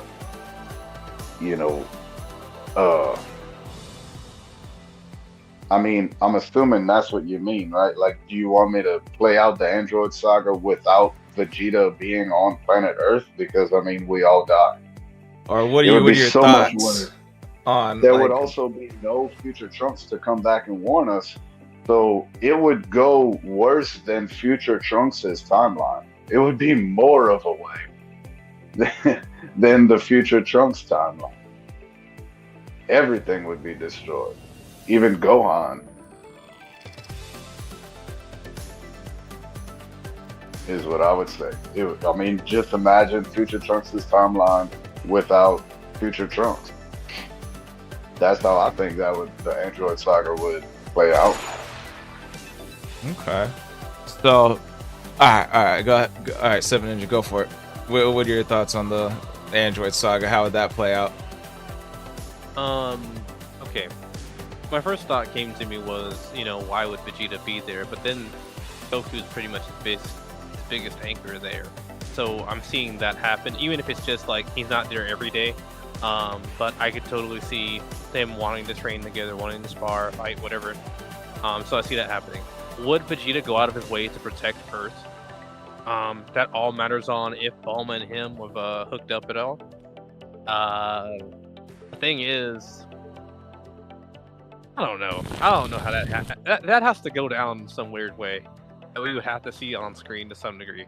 And I don't know. I don't see. You know what? No. I'll go back. I do see Bulma somehow causing him to like, hey, come with me. I see that happening. In some shape or form, I see it happening. So future Trunks still comes there, or at least future Gohan shows up if Trunks doesn't show up because he's like dead or whatever, or doesn't exist. Gohan would probably have to leave and think of a plan, or future Bulma. Future Bulma could be there, goes back in time, warns about the goes back in time, warns the past guys, makes Goku take the heart virus, guaranteed it's gonna happen. And then them dealing with Android 18 and was it 20? Not 18, 19 and 20 as Gerald, or was he just called Gerald? He was 20 at the beginning until Bulma spotted him. Then it was Jiro. Yeah. All right. So Vegeta beats him by putting a lot of energy in him. But in the same situation, assuming Goku has Super Saiyan, Bulma's gonna make him take that cure. He's gonna be like, oh, I gotta do this because Bulma's gonna wear me out if I don't. And so he does it, takes the medicine, things calm down, whatever. And then Goku goes and overpowers like Android 19 or Jiro, whichever one he fights. Will he go as far as Vegeta does, where he like pulls the arms off and does a Big Bang attack? It won't be as savage, but it will happen. Jiro, in this situation, does he have instant transmission? I'm assuming no. Like, how? Like, it's up to you. Like, how does he get back to Earth? And like after Vegeta defeats Frieza. I don't even think Vegeta allows Frieza to even blow up Planet Namek. In my opinion, that's up to you guys when your imaginations. Okay. All right. So Namek would still be around. In this scenario, I'm assuming Vegeta would be prepared to see Frieza go for destroying the planet, so maybe he stops him from doing that every time. But I think at some point Frieza's gonna get one off. And I think in this situation, the Z Fighters leave except for maybe Goku and Vegeta and him fight Frieza. And this time, Vegeta becomes Super Saiyan. Goku doesn't, but he's still there to really assist, kind of like how Piccolo was assisting Goku. And so we see something like that. They beat Frieza, but the planet's about to explode.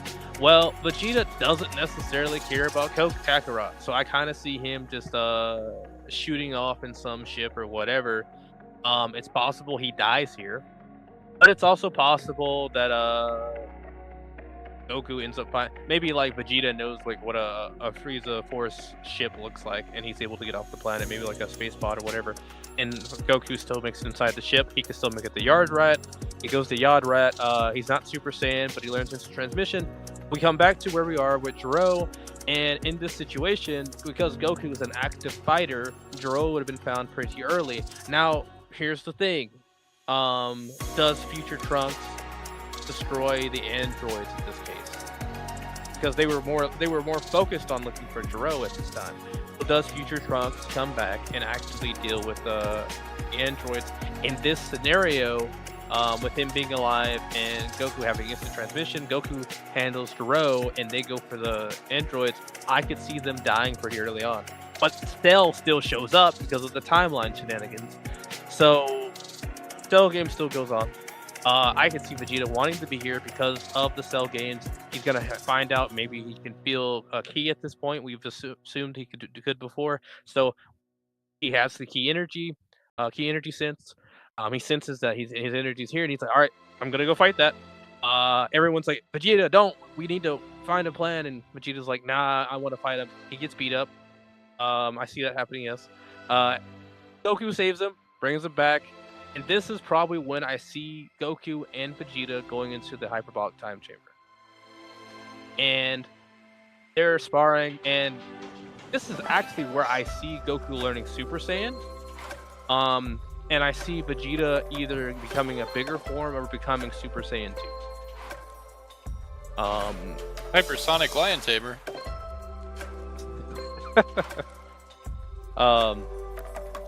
And so Vegeta Super Saiyan 2. Maybe Goku is too. It's possible. I mean, I could see Goku wanting to be there.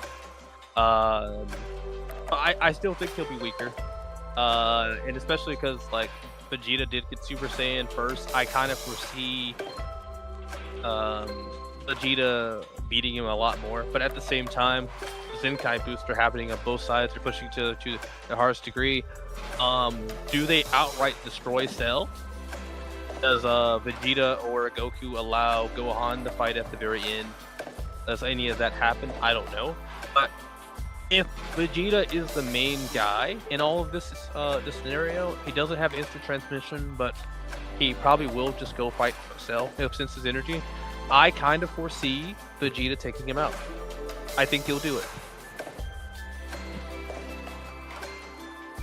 I just wanna jump in and say, in the original timeline, Vegeta and Trunks spent one day in the hyperbolic time chamber. And then Goku and Gohan spent one day in the hyperbola rhyme chamber. And so Vegeta and Goku going in there together, I think they would spend the 2 days, which would be 2 years. And Vegeta and Goku training together for 2 years, I think they both come out of there with Super Saiyan 2. Mm-hmm. Or I One think thing I would one of them might not come out. I can see that. But that's well, we have two all I- references from Super already that I disagreed with one thing earlier. I'm going to correct myself. Vegeta did, like in Resurrection F, Frieza did blow up Earth because Vegeta wasn't quick to finish it off. So assuming the same thing would happen at Namek, then yeah, I said earlier I don't think he would, but given the information we already have, then yeah, it would happen. Mm-hmm. And then also, to Hunter's point, how long did Vegeta and Goku spend in the hyperbolic time chamber before the tournament?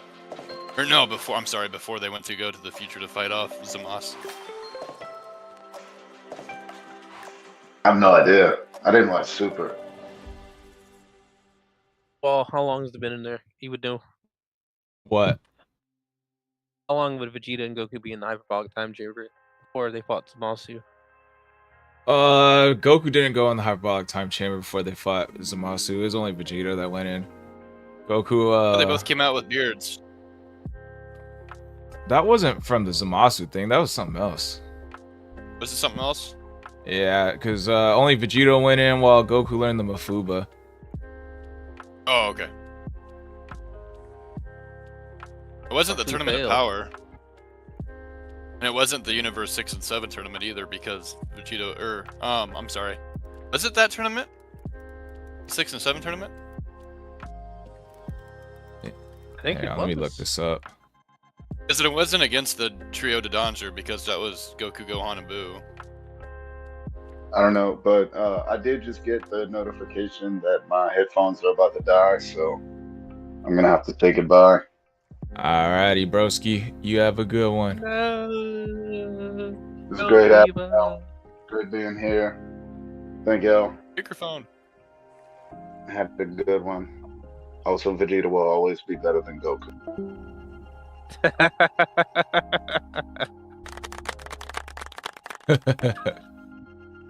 He wishes. Real Let's quick, see. I'll be right back. Alright, one thing I wanted to add is like Frieza did blow up the planet on in Super, but I'm arguing that's because he did his training for 4 months and got stronger. Cause like remember when he fought against Super Saiyan Goku on Namek, he had like cause like on Super, all he did was put his hand to the ground and blow it up. Like in on Namek, he like threw his hands up, charged up a blast, threw it into the core of the earth. There was like I think there was already a crater in the earth in Namek before he even threw it. So like since he had access to the core, like it should blow up easier. But he charged up a beam and threw it at Earth, and it still took 5 minutes. So that was my only thing with what Brock said. What the heck? What's up with everyone in Poke MMO? I don't know. The fudge? Yeah. So there's that thing. I don't know how I feel about like Goku and Vegeta going hyperbolic time chamber together. If they did, they wouldn't be training together because Vegeta, like we've seen Vegeta train with his own son. He's not the co-op type. He's very lone wolf. Cause like one guy I watched on YouTube, totally not Mark. He went into depth on like the Cell saga, and like he pointed out that Trunks gave a new perspective on Vegeta that we all had. Like when he talked about Vegeta, they all like him and like the rest of the Z Warriors, they were like Vegeta or Trunks was like, wow, sounds like he's really lonely. So they get like he gave us a new perspective on Vegeta, that he has this lone wolf side, like versus we all just thought he was evil, an evil bad guy who might be turning good here, you know. So like if Goku and Vegeta were to go in the hyperbolic time chamber together in this storyline, I don't think they would be training together. I think Goku would definitely hit Super Saiyan at least, but I don't know if they reach Super Saiyan 2 together. Well, here's the thing. The Saiyan bloodline is going to cause them to want to spar together. And what I mean by that is, well, what's first place spar with fight? They're going to want to fight. I mean, they know a target's out there that they can't just beat. You know, Vegeta's going to do it reluctantly as he's reluctant to do the fusion dance. He's going to be reluctant to it, sure. But in the grand scheme of things, Vegeta, he might not want to scrap with Trunks because he's not a true Saiyan. But I could certainly see him wanting to fight Goku any day of the week. And that's like, and they fight all the time as it is. So, hyperbolic time chamber, yeah, we're talking about Z, sure, but he's gonna want to train with the true Saiyan. His pride won't allow him to just be better than him. His pride's gonna make him want to fight him because Goku can't be better than me. I achieved Super Saiyan first. So his pride's gonna get in the way, and because of that, Goku's gonna also probably be talking in his head, "You're not gonna be better than me. You know, I'm gonna overcome you if we don't spar. So you need to." So he's gonna mess with his ego a little bit. Especially, we're talking about Z Goku. We're not talking about stupid Super Goku. We're talking about Z. Z Goku is an instigator. Okay, he's an instigator. He's ready. All right, he's disrespectful. So I see that happening. Replace spar with fight. They're fighting, okay? I don't see the instigating part happening. He's more of a. I mean, the only time I saw him instigate was against Oob. Like, I mean, he'll like say some low key disses if it's true here or there. Like, I don't know if he's the one to instigate the fight against Vegeta. Maybe what if is like they both come out like the what's called the hyperbolic time chamber. They do go in together. They train together. No, they don't train together. Like they train separately. Goku comes out with Super Saiyan, Goku and Vegeta come out with Super Saiyan. Well, Vegeta already has it. They fight Cell, and they actually learn to team up together as like a duo Super Saiyan and to fight against Cell, because this is the new top enemy that Super Saiyan can't defeat. That's what I see possibly happening.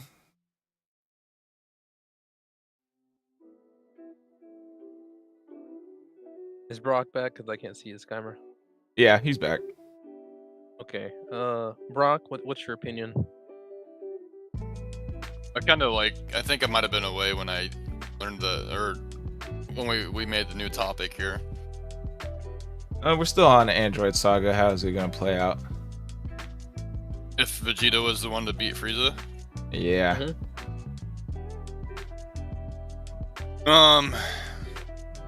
Like we're on like if they train in the hyperbolic time chamber together. I'm arguing they don't train together. My mind is, how are the two Bulmas gonna be around each other? Because they both like have that A-type personality. They probably both have the hots for Vegeta. Vegeta's not gonna know what to do with two Bulmas because he hardly even knows what to do with one. So how is that whole family dynamic gonna go? If future Bulma would be the one to come back, would she even go back to the future? Because what future would there be left to go to if everybody plus Trunks is gone? And anyway, yeah, I could see Vegeta probably still taking out 19. I don't think it took a lot for Vegeta to take 19 out. Even if they were to chase around Gero back to the lab, 17, 18, and 16 still probably would have come out. Trunks wouldn't be there to like destroy the lab, right? Vegeta would probably still take the L against 18, I would imagine.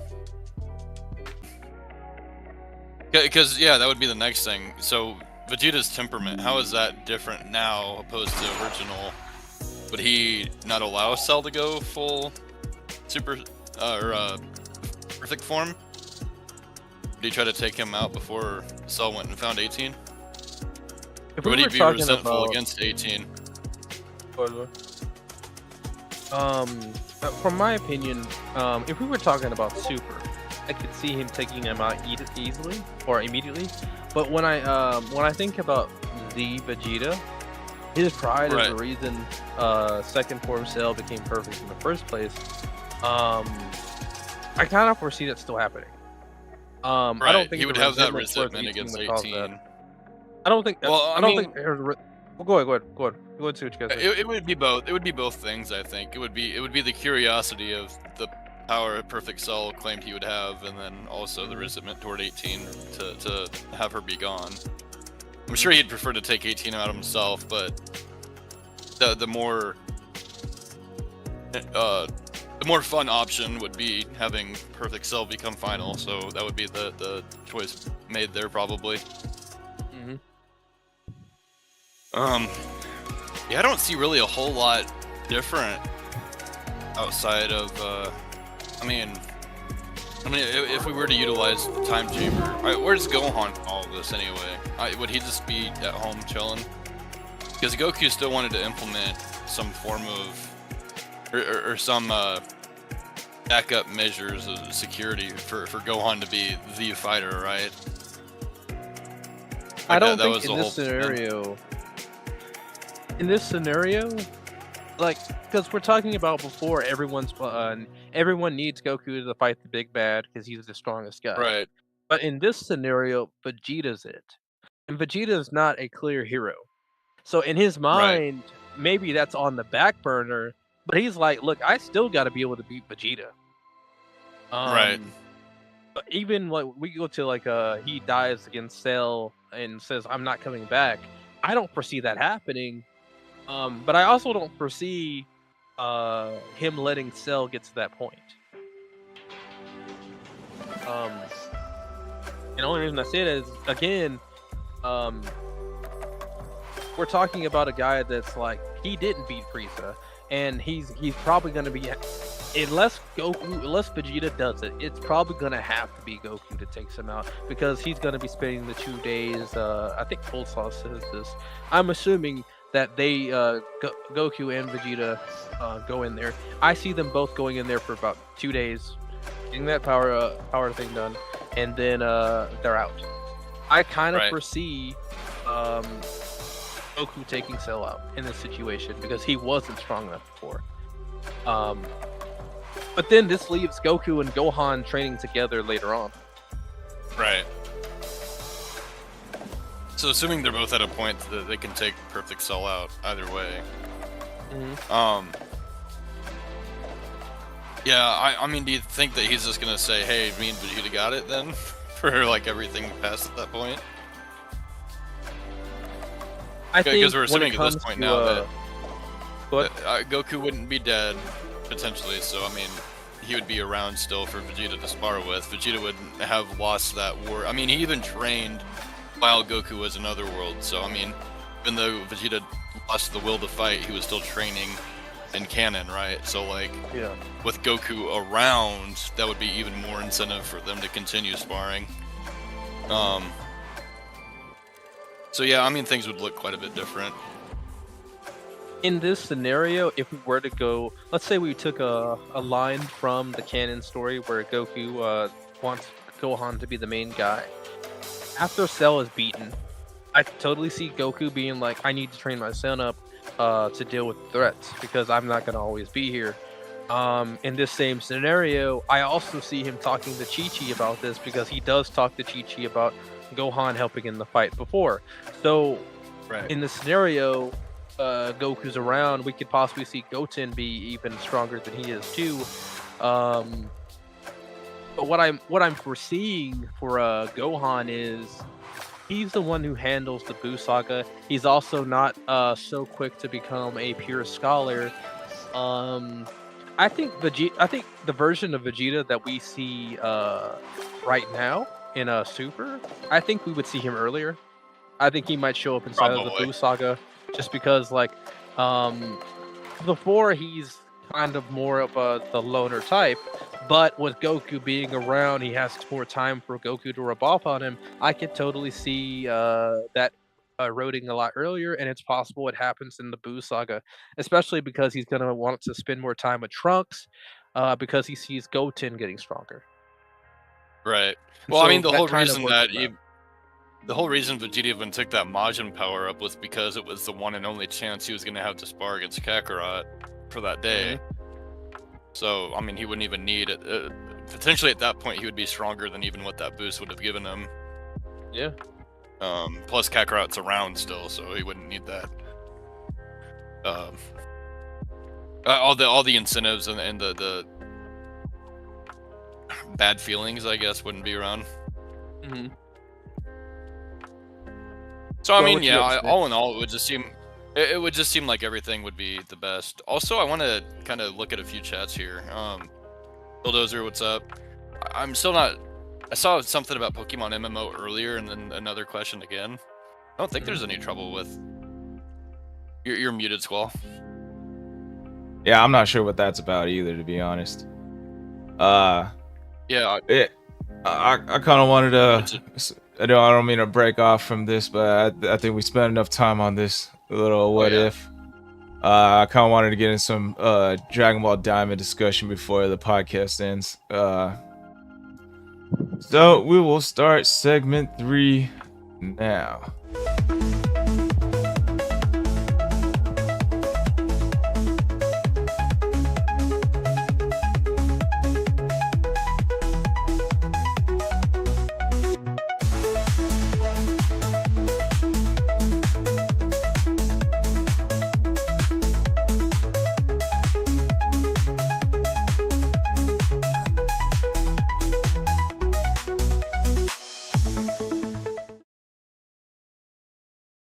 Rock, you should think of an outro question. Alrighty. We are back, peeps. Alright, Dragon Ball Diamond discussion. Who wants to get the ball rolling first? So we got to see Ku fight the Tanagami. Is that the skinny one or the fat one? Skinny one. No, Ku is the skinny one. Yeah. Yep. Du is the fat one, right? Yes, do. Yeah. Yep. Du. Wait, was that even in episode 10? Now that I think about it. Yes. Yeah, he fought. Yep. Yeah. Sorry. Oh, you're good. So he fights the Tanagami. At first, I thought like what was gonna happen was he just doesn't know how to fight. But then I was like, well, he's kind of sporadic, but I see some kind of discipline, some kind of control. So maybe he does know how to fight. Or at least there's some instinctual stuff going on there. He's pretty smart, able to survive. He knew like when he was going to lose at the very end. He's like, nah, I can't do this, yada yada. I'm surprised we got on to do that fast, but you know what, seeing the contrast between these two, I think it was a good idea to do that early on. But outside of that, seeing the giant Kraken show up and them losing their ship, I'm surprised they went with instant karma with them losing their ship instead of because like you remember they didn't pick up Vegeta and them when they got their ship. So I was a little surprised to see the instant karma. I thought maybe they'd be play out for a couple of days. Maybe we'd see them. I don't know. I was expecting something else there, but let's stay on 10 for night now. The Kraken apparently is too strong for them to deal with right now. I'm a little bit surprised by that. I figured if anything, it'd be like the dinosaur Gohan fought back in Z, and it was just like, you know, it's super big, but they're talking like these things are powerful. And you know, again, we're talking about if Pansy or Glorio said these things are super powerful, we need to worry about these, I could be like, all right. But y'all are saying the same thing about the Tanagami, and Goku beats one of those. So why is Goku worried about this? You know what I mean? Right. Yeah, that was. Oh, go ahead. No, it's all good. I'm gonna look something up real quick. Yeah, I was pretty shocked at that too. I thought the Tamagamis were the strongest in the Diamond world, but then here comes this random Kraken that's too strong for them to handle. So I'm kind of wondering what's up with that. That's kind of weird to me. When it comes to Majin Buu, the little skinny one. Oh, Goo? You mean Goo? Goo. Yeah, what's up, Sofska? With the Majin, I'm a little disappointed with that. I thought they were gonna be a lot stronger. I didn't think they were gonna be a joke. But once I saw the Fat Buu come out, and it looks like he's putting up a better fight. I don't think we saw the ending to that fight against the Tamagami, but it looks like the Tamagami's actually kind of sweating a little bit versus like Majin. Fuck, dude, what's his name? Fu? Majin Dude, the skinny one. The skinny one. No, Ku. Oh, that's Ku. Ku. Yeah, like versus Ku, like he looked like he was not sweating at all. He was just kind of like, this it? This guy's nothing. So like now he's actually sweating, but it's kind of like what the fat one reminds me of is the Fat Buu, and the skinny one reminds me of Kid Buu. So it's kind of like weird to me, like if the fat one is stronger, it kind of reminds me like maybe that whole thing they said about him going back to Kid Buu, him being stronger, is actually false, you know. So that's just my thoughts with it. What do you guys think about the two fights again with the Majin Buus and the Majin Ku, Majin Du against the Tamagami so far? Do you want to go first, Brock, or? Oh, sure, may as well. With Ku going at it, the skinnier, more Cyberman would like one. I don't know. I feel like he was kind of like one of Toriyama's older, more like funny throwaway characters, to where like this is feeling very Dragon Ball to me, more so than Dragon Ball Z, and I kind of like that. We have the adventuring in a whole brand new area. We don't seem to have the limitless energy and like just ease that Dragon Ball Z seemed to have at some points. So it's just really, it's fun for me going back and just remembering, like, oh, hey, the Dragon Ball. So with the hardships that Dragon Ball had, there was also that kind of humor with like the what you thought was gonna happen didn't actually end up happening. It was kind of comical. Like even afterwards, like, you know, you had that the Supreme Kai's sister all frustrated with him, and he was almost kid-like, right, or teenager-like. Oh hey, haha, don't be mad, I can still go to the convenience store, I'm super quick, like. And then to have that actually come back in this next episode to go to the convenience store to get the chocolate for Do. And then seeing, you know, like, oh, I always wanted a brother. It's funny because, like, you're like, oh, this is just gonna be a stupid Kid Buu ripoff. I see the argument from all the kind of like Daima doubters, right? I'm gonna call them Daima doubters. They're like, oh, he's just gonna be a ripoff. This is the same of the same of the same. And no, it's not actually, which is kind of refreshing to see, right? And then with Do coming in, you're like, oh, well, he kind of looks like Fat Buu, but the fighting style is a little different. Again, there's some sense of intelligence here, so it's not exactly like a Kid Buu ripoff. Kid Buu was more childlike, where Do, the new fat one, seems to kind of have some, like, I don't know, it's still kind of a weird fighting style. Like when his head, he was gonna get like basically beheaded by the Tamagami, right? And then he like his head got sucked into his body, so that was kind of interesting. Both having a very kind of just outlandish fighting style, which is fun. So I don't know, I'm really liking the dynamic between the first one. I figured I'm going in giving everything a fair shake, right? Like, I'm not going to go in like, oh, this is terrible, because if you go in and especially, like I said, it being Dragon Ball-ish more so than Z, I know a lot of people that like Super and like Z want just the fight.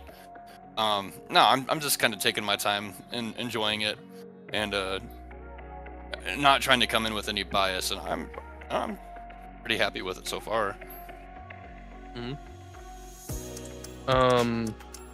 So I'm still, when it comes to like the Majin Do, the fat one, he's fighting the Tanagami and he's got him sweating a little bit. Well, I do want to say that there is more power in Do. His fighting style is still more, if you remember, I said with Ku, he's a lot more controlled. He has some control, you can see that there's something there. And I think that the Tanagami is used to that. But what he's not used to is something that wild. Now, maybe he's stronger, but it kind of reminds me back to, I don't know if you guys remember, when Goku and Vegeta were fighting hand-to-hand against Jiren. Like, their fighting was so off that it was causing Jiren to have to back up, because he just couldn't figure out their pattern. And in that way, when I look at Fat Do, I think to myself, like, is this the same scenario? Because it certainly feels like it. I mean, when we first seen these guys come up, he was over here doing monkey noises and doing weird things you might have seen a kid doing from a Kung Fu movie. So, like, so I was just like, you know, what's going on here? Is it power, or is it just undisciplinedness? That's kind of where I am on that. Squall? So, do we think Majin Do is gonna win against the Tamagami? Sure. I don't know. I feel like they're designed in a way where, like, they have to learn how to beat said things like that. And yeah, it's a power thing, but it's not like he's outright just destroying him. Like, if he was outright destroying the Sanagami, it'd be whatever, but he's not just doing that. So that makes me think, like, I don't know if I want to say that he will. But then we gotta remember, Tanagami number 3, what did he do? Goku beat him in a fight, but he still had a puzzle afterwards. And so, it's probably not gonna be the doctor chick, the witch chick. It's probably gonna have to be Do. And as far as we know, Ku has the telepathy link. That does not mean Do does. And Do's also stupid. That's true. The creation method this time around was to make it designed a lot stronger. Is the power level based off of how many centimeters in? Because they put it in like what? It's only 5 centimeters, right, for Ku, and then for Du it was 20. And then did they use more of the essence of Boo this time around also? Like all these things that were happening that made the witch a little bit more concerned this time around than the first with the creation of Ku. So like, I'm wondering, just based off the creation method alone, is that going to give Du that much more power than Ku, when Ku already seemed to kind of already... I wouldn't say he went toe-to-toe with Tamagami 1 necessarily, and we don't even know if any of the Tamagamis necessarily have different powers from each other. Obviously each one looks different, but I mean there's been no indication on whether they're all equal as far as combat level goes, or if the one in the third world was a little bit less stronger than the one in the second, and then let the one in the first world being the strongest. We don't have all the answers quite yet as far as that goes, but just based off of assuming that they would all be equal, Goku defeating the third one pretty handedly, and then Du being created much stronger than Ku, if there's like has it, or Du, I'm sorry, if Du has it, I would imagine he'll eventually pull the win. What I'm seeing with I'll give you a second. What I'm seeing with Do when it comes to his creation process, it seems like they were putting more. It seems like they were giving less Cybermen and more Majin Buu. And so more Majin Buu means all of Buu's quirks. Well, the fatness. He kind of reminds me of the pilot, not Glorio, but the other pilot. I got a very strong sense of the other pilot in him. I'm seeing some naivety, some stupidity, some dumbness. I'm seeing some like childishness in some way, and I'm seeing a lot more primitive like thinking. So I think what we're seeing with this is maybe it's not necessary power, but maybe it's the idea of I'll look at that later. Maybe it is the idea of the controllability. So, in terms of if that makes him stronger than Tamagami, like, how does that relate? Are you saying that makes him stronger, so he should win against the Tamagami, or? I think the wildness we see out of Du allows him to be stronger, and I think that like, because the closer up I think it is the closer more control she has. But also Ku was a lot smarter. Ku was more than likely not going to go all in like Du would, just because he's like self-preservation. So I could totally see that being one of the bigger reasons why Ku did not finish that fight. But I could totally see Du even do, because did Ku actually do the thing where he sinks his head into his body? Did he do that, or did he just straight up dodge? So. I don't think he has. Yeah. I don't think he has the flexibility or the boo-ness in order to do that, right? Mm-hmm. The body types are entirely different. Yeah. So closer down, I think it's more like regular Majin Buu, and the higher up, it's more like a Cyberman. But I'm also seeing this idea of self-preservation goes down the further it goes down, because odds are high. If he can do that thing with his shrinking his head, he could probably also explode, which means he can kind of just be doing whatever. And so, is he stronger? It could be tied to that self-preservation thing, like I said, or the body type thing. Be right back. All right. It did just seem like the witch was a little bit more concerned with this creation process versus the other one. So that's why I think, just based off of her reaction alone, that Du definitely would be stronger. The second one would definitely be stronger than the first. Yeah, based off of the way the Tamagami is reacting, I'm assuming this the fat one is stronger for sure. Like, just by his reactions, it looks like he's like, oh shit, he's getting caught off guard. versus like the first one, he was never caught off guard. He was just easily dodging everything. So Oh, for sure. whether or not that means the fat one's gonna win, I can't say for sure, but I wouldn't be surprised. I wouldn't be surprised if he won. I Right. think Seven Ninja brought up the fact that like he's struggling against the Tamagami versus Goku didn't. Well, I mean, we see Vegeta struggling with his Tamagami fight, and Goku didn't. So I'm under the impression that the Tamagamis have different power levels, so they're Right. the different worlds are stronger. Like the highest world is the weakest one, so Goku got the weakest one. Vegeta and the Majins, they got the stronger ones to fight against. So that's why Vegeta also got double teamed. yes. I would have liked to see that if had the Kraken not interfered. Yeah, me too. Because I don't even think we saw Vegeta go Super Saiyan before that happened.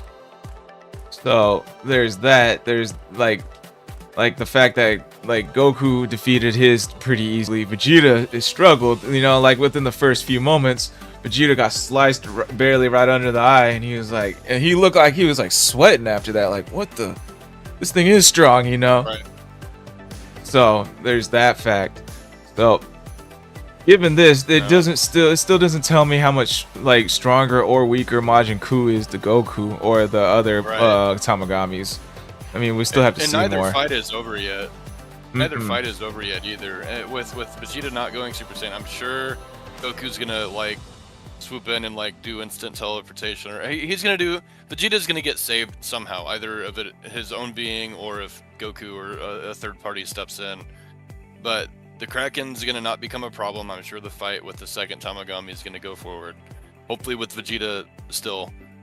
And then I mean, yeah, even with the first Tamagami and do right, like that's not over either. So hopefully I'd like to see both. I can't imagine them going back a second time and failing, because I mean it would just seem like no progression if that were the case. Yeah. And with Vegeta, you can't just off Vegeta. Like even it feels like Daima's kind of with the same Goku, Vegeta, and Piccolo show, right?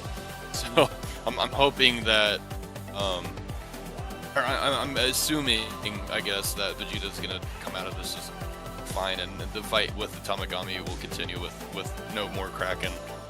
So we'll see. We can only assume. Yeah, let's I get saw into this. something- We're getting into a little spoiler section. So spoiler, if you haven't seen the latest episode, spoiler warning. Leave now. If you haven't seen the last episode of Dragon Ball Daima, go ahead, Seven Ninja. I read a comment when I was watching this episode 11 of Dragon Ball Daima. I read a comment that was saying that like Vegeta hasn't had a lot of time to really exercise inside of the demon realm. I remember he's always training at any given time in order to understand the different airs of the demon realm. I know that the plane was able to fly faster, but we still don't know how much faster they are inside of the second world than they were inside of the third world. It still may not be like regular speed, and so in that way, Vegeta hasn't. He's trained a little bit. We saw him lifting weights, but we have not seen him turn into Super Saiyan. We do not see Vegeta fighting too much. We do know he has fought before. But we cannot go as far as to say that he's fought remotely as much as Goku does. And so in that way, Vegeta, it's believable that he might lose the fight. I don't think he dies to the Kraken, but it's believable. Wait a minute, there's a revive bug. He might die. I thought that was a Medibug. Like it works like a sensu being, not a revive. But I mean, it's possible I don't remember the revive one. I know you said it's a stamina bug, but it could be one of those situations where he's like near death or something. Maybe he's like got like a lot of water in him or something because he went underwater. Maybe something. They're bringing like back that Zenkai boost. So It'd be a good way to bring it back. So we're going into spoiler territory. So now let's talk about the Kraken swallowing up Vegeta. So what are our thoughts on that? Like Is he dead? Why or why not? I'll go. Well, why. it's still in the process of happening. Yes. I mean, listen. They said Goku said we're not strong enough to handle that, and he has Super Saiyan, possibly Super Saiyan 2. We're not strong enough to handle that. So as far as I'm aware, I mean, it could be something like how Naruto from Naruto gets out of that snake. He cuts I think the stomach out of the snake to get he cuts the back or the stomach of the snake to get out. Cool Sauce will probably tell me if he's still watching. But Naruto gets out of the belly of a big snake, and so it could be something similar where Vegeta's like, let me blast a hole in the side of the Kraken in order to get out. It could be kind of similar to how Majin Buu destroys the hyperbolic time chamber. So all these are possibilities. The problem is that Goku literally says we're not strong enough to handle that. So by that logic, the only way he's getting out of that, unless the Tanagami itself does something about it. But then again, the Tanagami is the reason he's even in there in the first place. The only way he's getting out of that is if I think Goku's gonna have to go instant transmission, grab Vegeta, and head right back up to the top. I think that's the only way that's happening. So there were some things I wanted to add. Like you said, Vegeta or Goku's been training since they turned into kids. I think Vegeta did train off screen. One, Vegeta is smarter than Goku. He's smart enough to realize, hey, I don't have as much reach as I'm used to. I don't have as much power as I'm used to. He can detect what he'll need to do to adapt quicker. Goku just kind of learns by trial and error, versus Vegeta is more quick to see it mentally. And I'm thinking in Super, we stated that Vegeta trains too much while Goku doesn't take his training serious enough. I don't agree with the second part about Goku not taking his training seriously, but I do think Vegeta trains too much. So I'm arguing that he trained off screen while they were hanging out on Kami's lookout to get used to his body. And because Goku couldn't even land a punch on a standing pillar when they was first kids, and then versus Vegeta, when we see his first fight, he's landing all these punches like nothing. So he obviously adapted to whatever his body is at this point. So there's that. When it comes to I definitely don't think he died from the Kraken. This gives strong hints of plot armor is about to be introduced in some way, shape, or form. Especially since it ended the way it did. It just seems like it's more supposed to shock you. How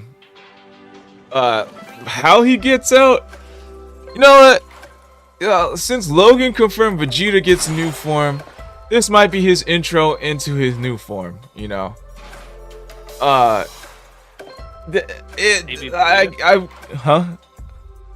Vegeta. Baby Vegeta?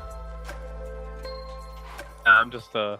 I was thinking of the new form, and then he just comes baby form Vegeta. Oh well, nah.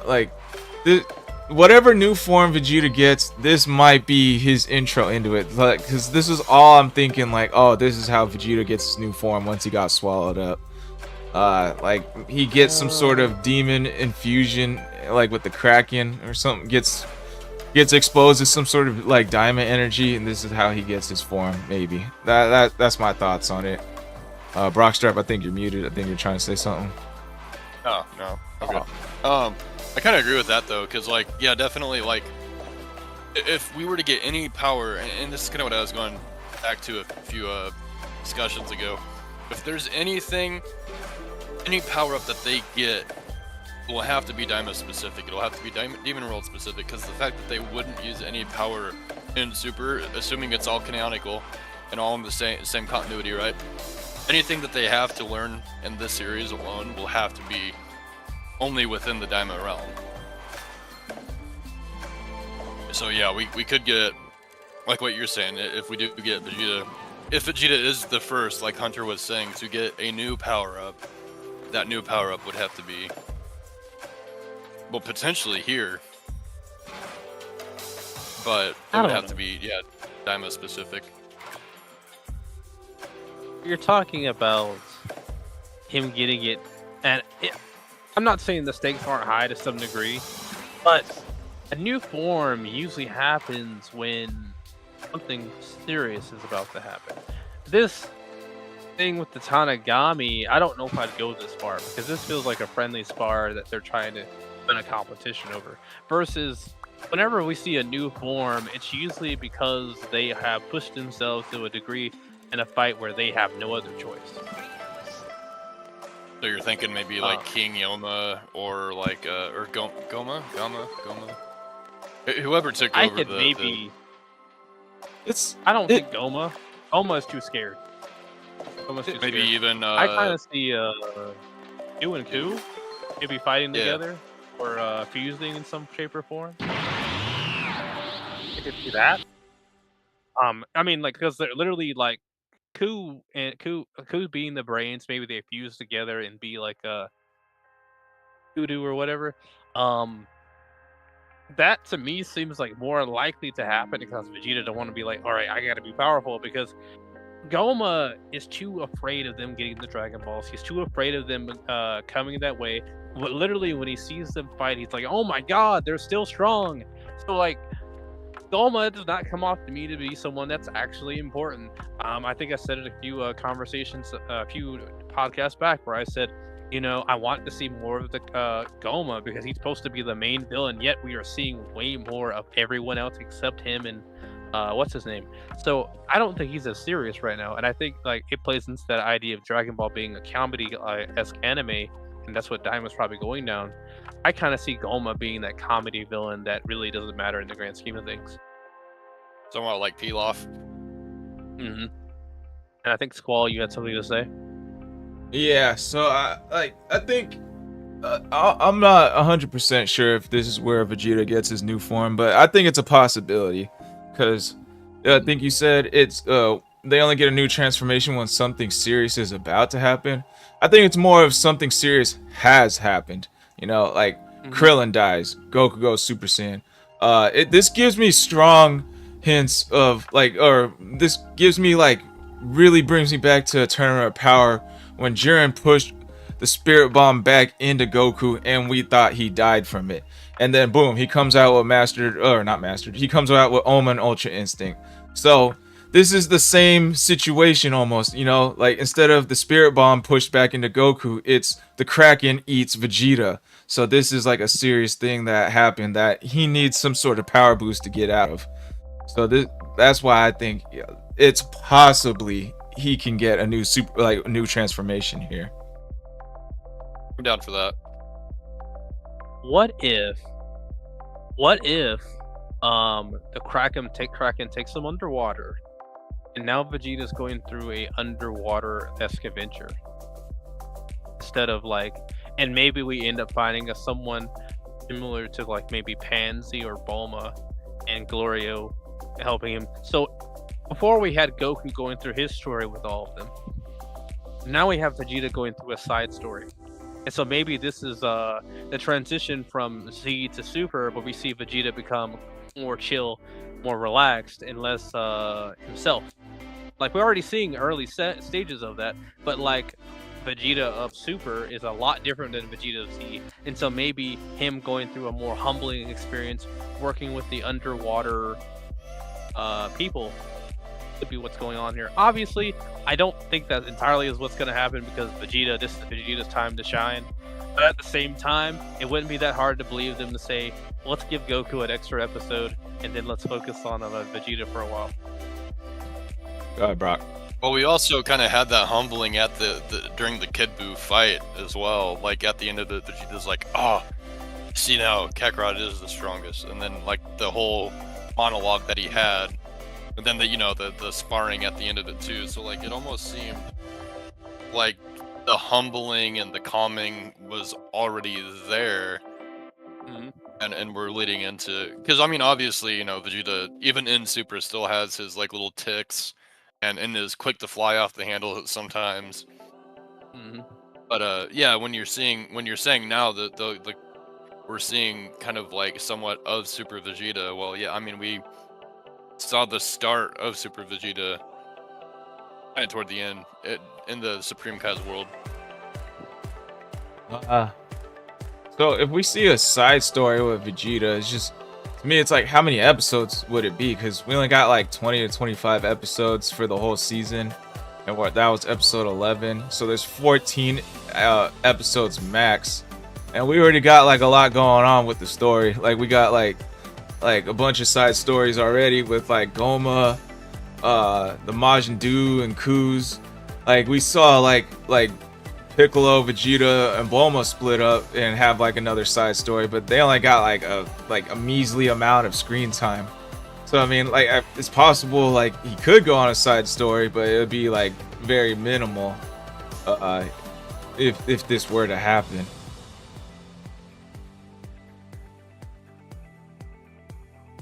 It's also Something's kind of coming up to interesting. me. Go ahead, Brock.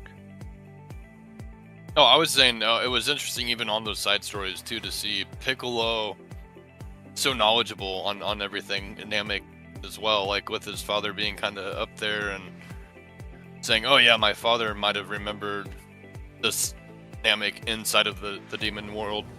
I don't know, it was just kind of cool little aside. I feel That's all I like was really gonna say. Kami in some shape or form is because he was so quick to pick up on Neva and all of them. I feel like Kami's side of things is starting to Nail and Neva, not Neva, Nail and Kami's side of things is starting to pick up into him, because he's like, it seems like the more Piccolo's there, the more information he seems to recall. I mean, this could have been Right. stuff he already knew, but it seems like as if his world is telling him something as the more he's there, and the more he's learning, the more he's understanding, because he knew Neva was playing a senile he knew Neva was being senile on purpose, right? Right. And it's like, or I mean, anyone can read an act, but this is the first time you meet a guy. Why would you think this guy is trying to act this way? And so in this scenario, I think we're seeing like a hit by him being Piccolo, him being Kami and Nail, or the nameless Namekian, if he's still going by that. I think something's going on with those mixtures. Dude, I wanted to It bring could that be. up too. Like, all right, so Piccolo all of a sudden remembers he came from the Daima world, which we came up with the argument maybe Nail knew, which to me is still kind of shaky, but it's more plausible than this situation. Like, how does he know Or his even father? Kami. No, because Kami didn't remember anything when he arrived on Earth. So how does he remember his dad now all of a sudden? Like, I don't think you guys can make the argument Nail knew who Kami and Piccolo's dad was. You know, because Piccolo didn't remember Namek, Piccolo didn't remember, or Kami didn't remember Namek, Kami didn't remember his parents, Kami doesn't remember Daima. So, like, Nail possibly knows with Daima. I'm not gonna say, there's no way in hell you guys are convincing me Nail knew who Kami's parents were. Because, like, he didn't even know who Piccolo was. Well, that frustrates me too, because even then he said, "I don't remember Namek." What language word Kami? So in the final Dragon Ball tournament in Dragon Ball, when Piccolo and Namek, or Piccolo and Kami threw the guy that Kami was like taking control of, what language were they speaking then? They were definitely speaking Namekian. Right. So why so- did Piccolo not know now? Especially with Kami in him, like they both spoke Namekian, so like why would the new Namek being of Piccolo, Nail, and Kami all together not know Namekian? I don't know. There is something Piccolo did say, "I've been on Earth too long," and I think that plays a role. But Right. the idea of he remembers katas and all that. I think the quote or what it was said was that Kami had amnesia. Like when he got there, he forgot everything. But like, a person who has amnesia can recover. And so if I'm in an area that I remember seeing before, and I'm like, why does this place feel familiar? I touch down. all these memories flood back into my brain. This is what Kami knew, and they're connected. They're mixed. They're fused. It's possible that by simply being on an area that feels very familiar, he can recall a lot of stuff. And he just couldn't do it because he's been on Earth so long. But it's possible that some of the stuff that he learned on Dragon Ball Z, just being on New Namek had given him, or Namek itself had given him some memory there too as well. But I can kind of see this idea of Kami being at his home planet starts to recall things. Well, like one thing, I don't know about, like you said, like when Piccolo was on Namek, I don't think he said that like oh, this feels familiar. I think he said, oh, so this is my home world. Like he was like more like in awe or something. Not really. It feels familiar. And then when he was on Namek, he wasn't fused with Kami yet. He was still just his side of the half. So maybe like you can make the argument for like when they arrived on Daima, fused together. But it's still very washy to me. I'm not seeing how he knows who his father is all of a sudden. Right. No, and that's what I'm saying. It's frustrating to me that like they have him remember something, but not everything. Like. Right. Exactly what you're saying. I think it's just a little plot hole here that they kind of forgot about. That's just my gripe with it. It didn't even happen in like a long time span. It happened in a very short time span. Like I don't really remember much of Namek culture, and then all of a sudden my father's Kata's, and I know about you. Like what? What do you mean? He knows the Daima all of a sudden, which was never brought up. He knows who his father is. I can see I can see him knowing who Neva is. You know, Nail. I can see him having like information on Neva. I can see Nail having information on the Daima, but definitely not who Piccolo's dad is. That's out of nowhere. I mean, I guess if you threw me in Japan for like 14 plus years and I learned Japanese and nobody spoke English, I could come back and it would be kind of hard for me to pick it back up again. But I would pick it back up, right? Like that's a secondary language. I don't think that's something you would just forget. So my thing is with that is we all learn to speak at a very early age before we can even remember learning how to speak. We're learning at a subconscious level. Like I think like Kami, Piccolo, they learn Namekian at a subconscious level. So it's ingrained in their brains, you know. They're going to remember that for life. Yeah, that's it. I mean, Piccolo was speaking English right out the egg, if I remember. But then, like when they were in the tournament, they were speaking perfect Namekian, like that, you know. Yeah, he would have been what, 4 at that time? 3 or 4, even earlier. Because he's not much older than Gohan. Yeah, so I think like right after the first that tournament, Gohan was born. He's like 4, and then like I think like when Piccolo was born was right after the tournament prior, and they happened like every 3 years.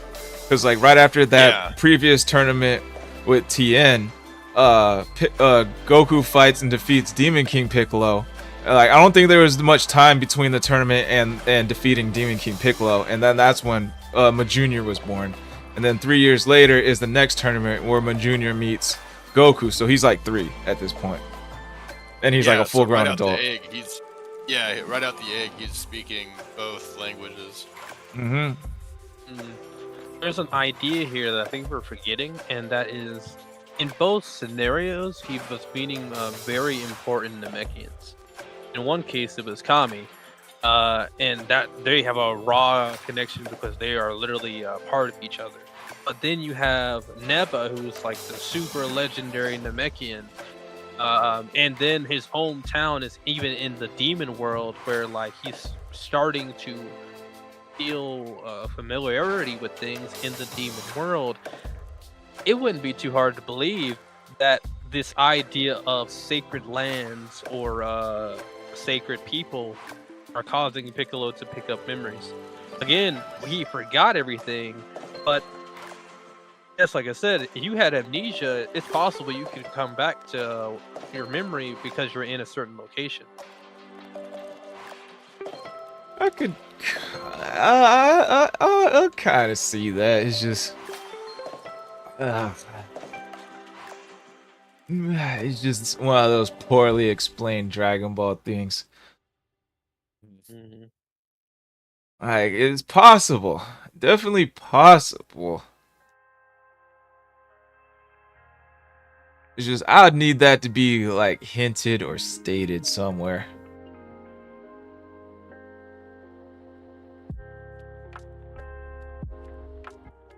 I feel like we should talk about like so we're seeing Vegeta fight Tanagami 2, or we're seeing Do fight Tanagami 1.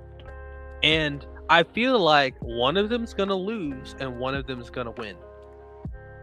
Who do you think that's gonna be? Between Vegeta and the Tamagami and the Majin and the Tamagami. Mm-hmm. I think they're showing us the way they're doing it. I think they're showing us that for a reason, and I think one of them's gonna win and one of them's gonna lose. So, all right, if we're going off of this, one of them has to win thing. I'm thinking the Majin Do is gonna win. Goku is gonna expend all his energy saving Vegeta, and they're gonna be too exhausted to fight, so they're gonna have to withdraw. I need Vegeta to win. Vegeta needs Vegeta to win. If one or the other has to win, it's probably going to be Do, just because this is their team's second time at it. So if one had to win and one had to lose, it's probably Do, just so they don't keep coming back and wasting time on that specific plot. Again, it'll be super easy, I think, for Goku, especially with all these different energy signatures down here now. Easy instant transmission. Go get Vegeta. Easy instant transmission back to Piccolo or somebody. I'm gonna say Vegeta loses two things. One, because fuck Secret Cold Sauce, your favorite character is a little loser who can't win anything in the whole Dragon Ball series. And two, this might be his thing to like get him back on like this could be his motivation to get stronger and get his new form, that Logan hinted at. Alright, go ahead, take it away, 7 Ninja. I know you had something. I mean, Neva mentioned something about you have to one-on-one fight Tanagami, and that makes me think like we might see something with. So in this scenario, I'm thinking about Do and Ku might end up fighting the Tanagami. The problem is it matters on if there's some kind of special spell that prevents the Tanagami from losing to like 2 people at once. I'm thinking of like how there's like a special rule with on JJK where they couldn't hit that one guy like super hard because it would like rebound or whatever, so they had to hit him light. Squall, you probably know what I'm talking about. So yeah, there might be some kind of special rule when it comes to a 2v1 scenario, but I think I mentioned before that Ku and Do could possibly fuse, and that 1v1 scenario could still kind of work there. I think Do might lose if that has to happen. But then again, did Vegeta make 2 sweat? Did Vegeta make 2 sweat? Yeah, Tanagami 2. Fuck, dude. I'm gonna have to go back. Maybe Brock, you probably have better knowledge if he made Tamagami sweat or not. Which one? Vegeta or Tanagami 2? Yeah, did Vegeta make the Tamagami sweat at all? It didn't seem like it. It really seemed like it was a spar, but if one or the other were sweating, it would definitely be Vegeta because his face got kind of swiped by the trident. I'm thinking it's possible we see Gogeta. But then again, Shin's there, which means Vegito might show up. I think that might happen first. But then again, I mean, we haven't seen Vegeta go Super Saiyan once. So Right. like, I want to start there and say like, we see him go Super Saiyan if he thinks he can go Super Saiyan. We still want to see him go Super Saiyan first, and then after that, if he still can't beat him, then we know that it requires something stronger, which we did see lightning around Goku, so he might be in that state now. Right. Also, I did want to mention we didn't see Goku use instant transmission before, and I feel like there were multiple instances where he probably just needed to figure out what an energy is. Even when the Dragon Ball got stolen a few episodes back, he could have used it there. He still isn't using instant transmission for some strange reason, and I don't think it's I don't think an unfamiliar energy alone is enough to stop him from being able to do it. And the only reason I say that is that with Dragon Ball Super, he fought Broly and he immediately like teleported straight to him. There's not enough reason to believe he had a clear understanding of that energy to be able to do He that. used and yet it. He did it. In the Daima, he did, because they were trying to hide him from the Germandery, right? The first time when the plane was getting looked yeah. at. So he's in the plane, and then he instant transmission to Pansy. So then Good point. Good point. that only because Goku can take a whole anything and take it over to a location using instant transmission, which makes me believe he could have done that with the plane itself, but he still didn't do it. Right. I'll put that up to Goku just not using his brain in the moment. Don't touch. We'll go. Just watch, bud. Let's see. I had something I lost. I should have wrote it down. I was responding to chat.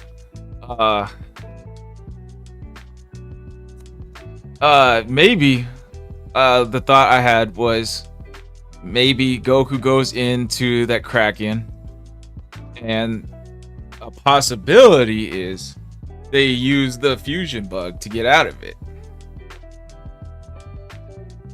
It makes sense for that scenario. We could even Could happen. because the fusion dance has the little I'm gonna call it the trunk square, and then Vegito has like the blue and orange. Maybe Daima they got- demon fusion. I could see it. Especially because could like see it. right now they're not that powerful according to the Kraken situation. Why would he need to do that? Because they can't get Because out of it. He can get swallowed up to go save Vegeta, but they can't find a way out. So either they fuse or reach a new form to get out. That's my guess. Kind of a reach, but these are my predictions. Well, anything could potentially happen because, like, we won't even know what. If this is all from the demon realm and there's the magic too, right? Like, inside of Majin Buu, it dispelled. I mean, it later got retconned, I guess, with the Batora earrings, but like, it dispelled the fusion almost instantly as I got in there. So if that happens within a magical being, Kraken's being part of the demon realm, also a magical being. I don't know what could happen inside of the Kraken, like what, maybe they gain properties, maybe the saliva or the Kraken, or there's just no knowing. Like there's Toriyama could literally have written anything to happen right now. So And they brought it back in the first episode of Daima, like when they explained the whole like Majin Buu thing again, like Vegito inside Majin Buu dispelled them, and like Supreme Kai said, yeah, Majin Buu did that to you guys, but us Kais have the power to just separate each other. So they brought it, they retconned it, and then they brought it back. So Right. it's so confusing. Toriyama's just pulling all our legs.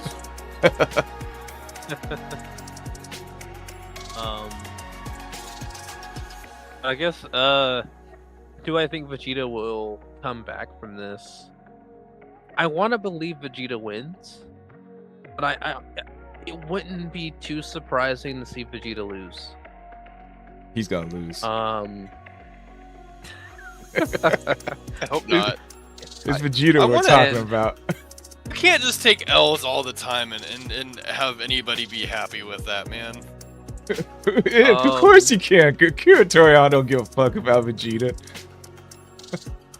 Only his fans do. You know what, though? He knows everybody else does, though. So I mean, what if you're gonna write a book, right, like Harry Potter, right, and people like your book, then what are you gonna do? You're gonna keep writing Harry Potter. If you're gonna write a character and everybody's all like, why is he always taking L's? And as a writer, you're gonna be all like, oh, well, maybe I should give this guy a win eventually to get everybody off my back about it. I mean, he's more than you gotta respond. Oh, go ahead.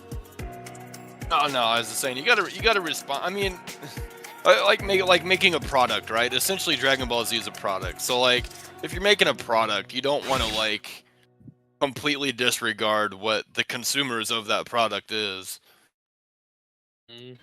Look, they gave Vegeta a dub, all right? They threw in a little Easter egg in that Dragon Ball superhero movie. At the end, Vegeta barely beat Goku in base form. So he gave the fans what they want. So now he ain't getting his little dub here. And I guess he got Toppo. He got what? He got the most eliminations out of anybody, I think, in the whole Tournament of Power. So I mean, I guess technically they give him some dubs here, but he's never gonna get a dub against a main villain, alright? But he should, though. He should, but he's not. Look, here's the real question. What is going to happen with Piccolo here? Well, go ahead. Is Piccolo going to beat one of Tanagami's? Remember, Piccolo is the favorite character of Toriyama. So, and you wouldn't have just included Piccolo for no reason. So, what's going to be Piccolo's significance here? Is he going to fight a Tanagami? I feel like he'd want to. As his character, he's still a rival of Goku. At the end of the day, even if he's not treated like one inside of Super, he is still technically a rival of Goku. So, who has going to fight one? Right? I think Piccolo is there for like an informational guide. Like all of a sudden he has information on the whole Daima universe and everybody and all the Namekians. So he's basically the replacement for Bulma in this arc here. What about Pansy? She seemed like the Bulma-esque type person. Bulma or demon. Pansy's got the technology. Piccolo will be like the guide, like he knows like the history, like and things like that. Of the whole demon realm, or just the Namekian part of it? At this point, I wouldn't be surprised if he got all the information on the whole Daima universe. Right. He all of a sudden remembers his dad. He all of a sudden remembers Daima. Well, you also have Shen too, and Shen seems to have more knowledge just on everything concerned with the demon realm. Period. So. But Piccolo's knowledge of the demon realm would be basically overshadowed by Shen or Nahare or whatever you call him now. But did Nahare know who Neva was? Oh. So I think Piccolo's got like a little bit of a leg up. Maybe not all aspects of the demon world, but at least in some of them. Oh, for sure. And the funny thing about it is... Oh, go ahead. I think they're going to split up again. I think there's too many characters all together. And we were going... Even the promotional art just really shows like Pansy, Glorio, Goku, Shen as a separate group. And I foresee them separating again from each other because, like, you know, the ship's really slow. Everyone's like tired, waiting, all this stuff. So it wouldn't surprise me if they're going to split up again because they want a faster ship. Yeah, I see that happening. I do. Well, and do the group change at all? Maybe, but that's what I'm seeing. We were also talking earlier about how there were 3 different parts going on at the same time. So yeah, there is gonna have to be somebody to deal with Do and Ku and her, and then there's also still King Goma and his helper, his shit Supreme Kai dude. So like 2 groups branching out from each other and taking care of those 2 situations. That seems plausible. My brain's telling me that Goma doesn't matter anymore. I don't think Goma has I mattered. mean, yes and no, because they have Dende still, so like they're gonna have to go in there and do something. Good point. And Think about what I don't they know. said. Think about what they were saying, like, because he was like, I'm still worried about Dende, but then he's like, they're not gonna hurt Dende. He's a Namekian, and so they're like, Right. that just basically just completely crossed him off. Like, we'll deal with that later. So that means everyone's focused on a Tanagami now to get the Dragon Balls, and we're still dealing with Right. that subplot of Glorio possibly being a double agent. And then like if Ku and Do are even gonna be a problem or not, we're not even sure on that yet. Right. And there's still a possibility for another part, a big play with Vegeta getting eaten by the Kraken. We don't know that one yet either. And then Neva is a 5th part, because we don't really know why Neva's there. Even Goma doesn't know why Neva's there. Right. Well, Neva said why he was there, but I mean, he could be just saying whatever he feels he needs to say. Mm-hmm. Yeah, and plus, like, the Namekians were originally from Daima all of a sudden, so that's why he's there. He just never left, I guess. Well, I mean, yeah, it even seems like a lot of stuff created from the Demon Realm itself too, because like, weren't they talking about how the creators, right? So like, assuming Zeno was a destroyer, like the highest of high destroyers, they were mentioning the highest of high creators too. That they had that other kind of shorter blue guy with the oblong head. So it seems like Daima. Was that his name? Rhymus or something? Rhymes? Yeah. Yeah, so like it seems like everything's originating out of here, the Namex, right? Zamala, or whoever the Super Shenron creator was with the Universe 6 and 7 Super Dragon Balls, and it's just we're getting thrown little bits and pieces of lore here. But yeah, you have Namex even on the Super manga. You had the one during the Granola arc that's on this other completely different world. Aside from Piccolo being on Earth, Namek being a thing, and then New Namek being a thing, and if we have a Namek over here and a Namek over here, then maybe there might be one all over these other worlds too. And so yeah, we're just if Neva is there to stay there in hopes that other Nameks might find their way back too, it could just be as simple as that. Or he seems to have kind of a what's the right word? It's only ulterior motive is just to have more lifespan. Yeah. Longer lifespan. Which makes me think there's no. It's hard for me to say he's got some evil plan because he only wanted a longer lifespan. The Tanagami are running over are holding the Dragon Ball. It wouldn't be hard to believe the Tanagami would just give him the Dragon Balls. So. And he hasn't used them for evil. He even says like, our Namek should not use our power for evil.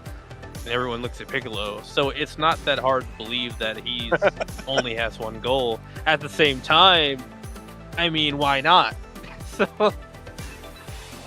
why not be evil behind the shadows? He does. I don't know. He seems like he's this kind of like moving chess pieces just to see what'll happen. I think he's more of a curious kind of guy than anything. Are you saying he's like Palpatine? Not necessarily. Maybe he's like grooming like a Piccolo and he's gonna start grooming Piccolo in some way. No. I think he's like just wants to see what outcome will happen if he moves a piece just a little bit further this way.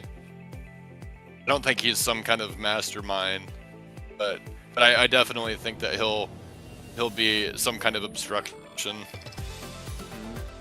they did say he was predicting things, and he predicted how some of these things would go. I mean, obviously anyone can predict, but like with the idea of literally saying that, did you predict these things would happen?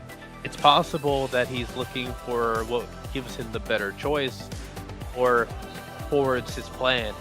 And so it wouldn't surprise me if he's got some long-term game going on here. It wouldn't surprise me if he's playing chess, and maybe he sees Goku and them being the way to get what he wants faster. Because it's not like Goma's really doing anything right now. Right. Again, like I said, he doesn't come off to me to be a real plot point besides that he has Dende. And unless they're going to start focusing on them, he doesn't matter. Neither does the brother. And they're too afraid of Goku and them right now as it is, which makes me think he's super weak. Right. Sorry, Squall. I know we're not letting you talk a whole lot. Just, I gotta go get my kids ready for bed and everything, so I might be getting off here. Any last things for me before? Nah, this is a good place to end it. I was gonna say I need to rest up before hitting the gym before work. So you can start first. Plug your socials. Favorite part of the podcast. Any announcements? And outro question would be Dragon Ball Super or Dragon Ball Daima? Which one are you picking? All right, go ahead. Rockstrap55, anywhere you can find me, mostly just YouTube and Rumble. I have some TikTok stuff going on right now. My favorite part of the podcast is when I became the most handsome after Hunter had left. So no, before he left. Oh, so I was already the most handsome. All right, sorry, Hunter. Second behind me. But yeah, go ahead. Okay. Anyway, dude, I don't know. Super and Daima are both very good for what they bring. So as far as the adventure and the comedy, I know Super had some comedy in there for sure. Definitely less serious than Dragon Ball Z was, and Daima seems to be even less serious than that. I do like I grew up on Dragon Ball, right? So of course I'm gonna probably pick Daima because I feel Daima is finally kind of full circle coming back to what Dragon Ball originally was. And yeah, I'll go ahead and pick that. Alright, 7 Ninja, go for it. You can find me on Game Jolt Me and Rumble. It should lead you right back to my Rumble channel at 7ninja7. And I do have an Instagram. I post my AI stuff there, AI art. So if you want to see that, it should be 7ninja7 or I7ninja7i on there as well.